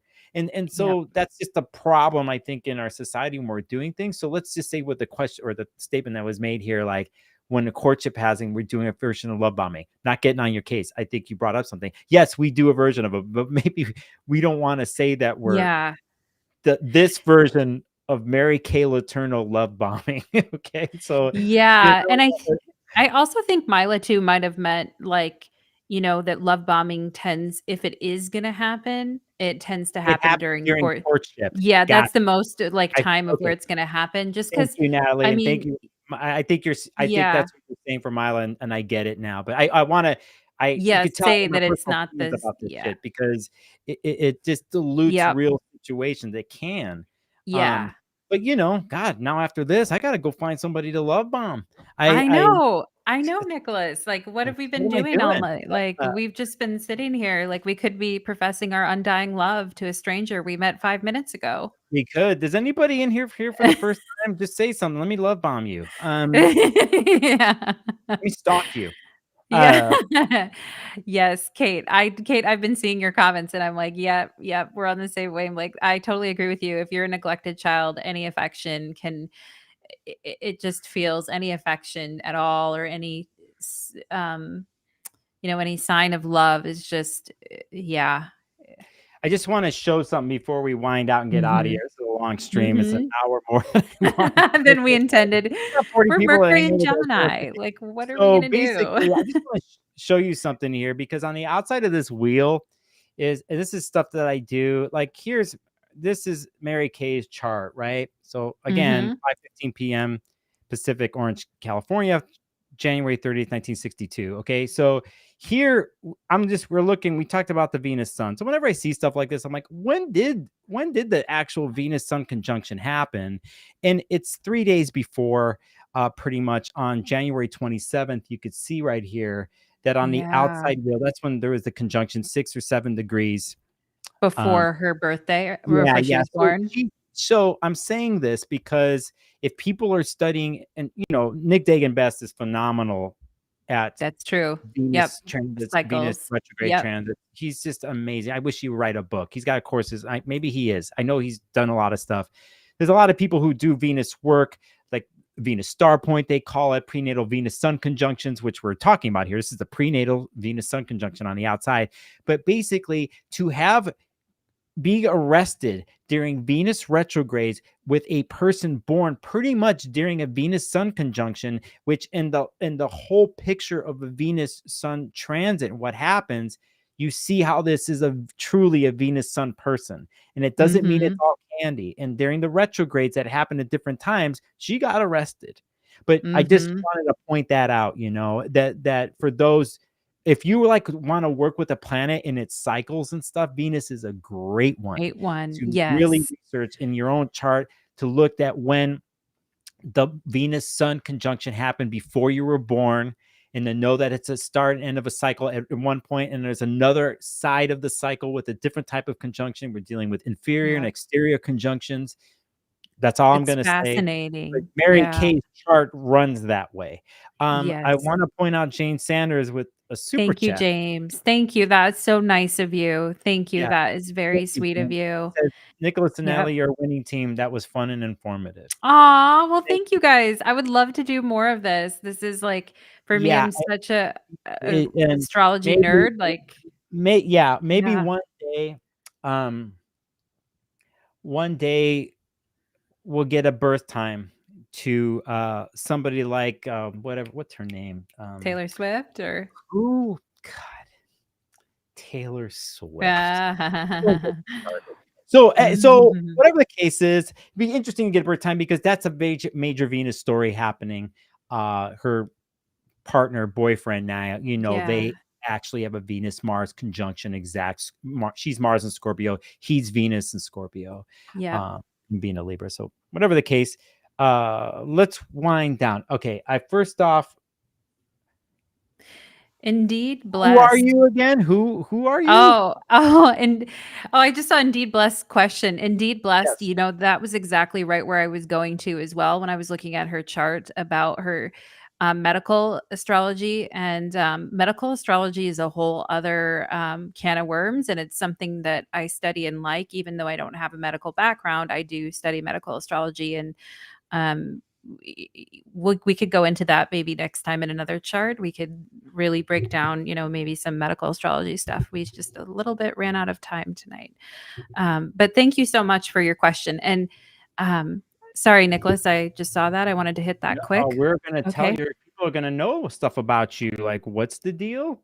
Yeah, Who are yeah. you? So, yep. So my name's Natalie H, and I have a channel on YouTube called, Natalie H. You can just look me up. I have tarot readings on my channel. I do a lot of tarot. I started my channel in 2019. I have over 600 videos on my channel. I have, if you like the way that I was breaking down the chart and the detail of it and everything, I do have a playlist on my channel with many different celebrities, really interesting ones. I just did David Icke the other day, which was really funny. So we did a shape shifting lizards live stream. So I'd love to see you guys over on my channel too. And I do natal chart readings as well. And I do personal tarot readings for people. So hit me up for all your divinatory needs. And what about you, Yeah, Nicholas? you're going live a couple times a week, and you're picking a celeb. One we Yep. talked about doing here was Heidi Fleiss. We didn't do it. Right. There's Heidi's chart is actually that's another great chart to work with. Yeah. Is I looked at it, Yeah. but Natalie, pretty much when she goes live, she's doing tarot pulls, but the other side of her, she's picking someone well known and breaking it down like she does. I can mention that she said that she's a Libra rising, Yep. Mercury and Gemini. She's got Mars in, In Virgo. so you could see her Let's mind here. go crazy on the details, everybody. Yeah, and we've known each other for a long time, and so Yep. finally we talked about doing this for a long time. I'm using a software that's different than I usually do to do this, and I think we pulled it through. Yep. I want to thank everybody that stuck with us. I made a mistake here. I should have been making chapter markers while we've been doing this. Oh my gosh. And I'm Yeah. gonna go through, and it's gonna take me a day to chapter Bless your mark this soul. one. And I Bless your just didn't soul. think about it, and that's okay. To see where Yep. my brain's, I'm already thinking of what I have to do. Yep. But anyway, her YouTube channel link I put in the chat. Okay. And then the Thank second you. link I put is to her website, her Squarespace website that she has. Okay. And Yep. for those who don't know me, my name is The beautiful Hermes. what? Well, my name is my name. My name is Nicholas. My name is Nicholas Polimenakos. Many Okay. crafty, by the Yep. way. Sparkles of gold. If you don't know who I am, and I have a website, the sparklesofgold.com. I'll put it in here. I should have loaded this up for myself. I have a YouTube channel called Sparkles of Gold Astrology, right? Yep. And I'm on social media. I'll put my website here. I'm on social media. I got my IG. Follow me on IG, Sparkles of Gold IG. I post stories there. I do certain posts. I'm on Threads. I'm on Mastodon and Blue Sky. I'm working those angles over there. Wow. So and I have something else I'm Yeah. working, but I have a Patreon. I have a nice group of members who throw money my way every month, $3 to $5 a month on there. You could see the links there on my website, find them. But on YouTube, I do weekly forecasts. I do certain things. And when I do my live streams, I do it differently. And they're fun. The thing about Nicholas is Nicholas doesn't let it get boring. He keeps it I fun. He keeps it I do it engaging. He's differently. technology genius as well. Like I barely do social media. Let me So see if I can do this because I have different software. So this might not be good.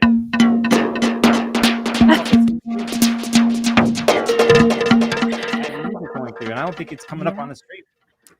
So I do attempts of that, but anyway, you could follow me on YouTube. So I do visual stuff. You can go to my channel and take a look at what I'm doing. So saying that, we want to thank all of you for hanging in there. And we really appreciate it for joining us and you know being what I kind recognized and wonderful. here, Natalie, with the people in the chat Yeah. is that they asked really good questions. Yep. And they know there's astrology because they were chiming in and making great observations. Yep. Right. 1000%. And Yes. when I see that, and even though like during the stream, like, hey, Natalie, explain what Ketu Rahu is. And then we went on a Dasha thing. Yeah. Stay on Yep. track, but it's not like we were avoiding you. It's just we can only do so much. But right. Yeah. But it to me shows that you all are present and that I'm a professional astrologer, and so is Natalie, tarot card reader. But even if you don't think of yourself as that, or you're learning or whatever else, a lot of what I've seen here is some deeper understanding of things. So, Yep.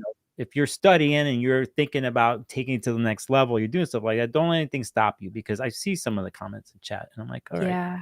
Yep. I love it. And we all come from different traditions and different teachers. So we might look at things a little bit different ways, but at the same day, we're all speaking the same language and we all love astrology. And we love that you came here to spend time Yep. with us. Thank you very much, everyone. Love bombing you all from now until the end of time. Mwah. And Oh yes. man, that's something Mary Kay would say, to the end of End of time. time, to the endless river of devotion. Yep. Yeah, so Yes. please subscribe to Natalie's channel and subscribe to mine. And I want to thank everybody who joined Mhm. in and went for this 3 hours Yep. close.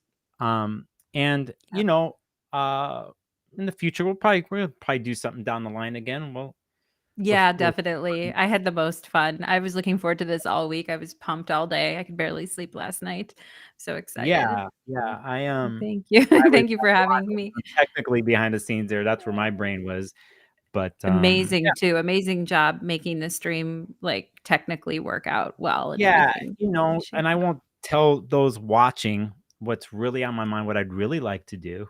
I have to keep things secret, but if I have things might happen in a certain way in the next month, if whether it's Natalie and I do another stream or I do some other collab or whatever, there's certain things I'm going to add that will make it very interesting and fun. Yeah. I think it's more fun when astrologers collaborate because you get so many like perspectives and ideas on things, and it's just a really fun experience. Yeah. Um, Yeah, totally. anyway, So well, we'll say Natalie, goodnight to everybody. Yeah. we'll talk soon, okay, you and I, all right, and we'll Yep. connect. And I guess, yeah. Thanks for everybody in chat. I see your stuff there. Okay, I'm gonna Yep. go eat chocolate. I know, right? I'm about ready to go scarf down 10 chocolate bars after that moon, Jupiter and I'm Taurus. glad we did this. Like your idea of doing this on Valentine's Day, like we ended up here, Yep. because I I won't get into my personal thing with this day, but I think it flowed, and it was a good that we did this together. And for those watching or happen to watch, whatever your situation or whatever this day means to you, I'm just like it's it worked out. I learned some things. Valentine's Day, I learned that. I Yeah. learned what Delulu means. The Uh, Delulus. Yep. yeah, We yeah, are Delulus today. yeah. I'm definitely Aw. Delulu at this point. I think. You guys were all our dates. Thank you for being here with us. Appreciate it, everybody. And we'll see you and talk to you again soon, okay? Take care, everybody. Night, night. Bye Bye. bye.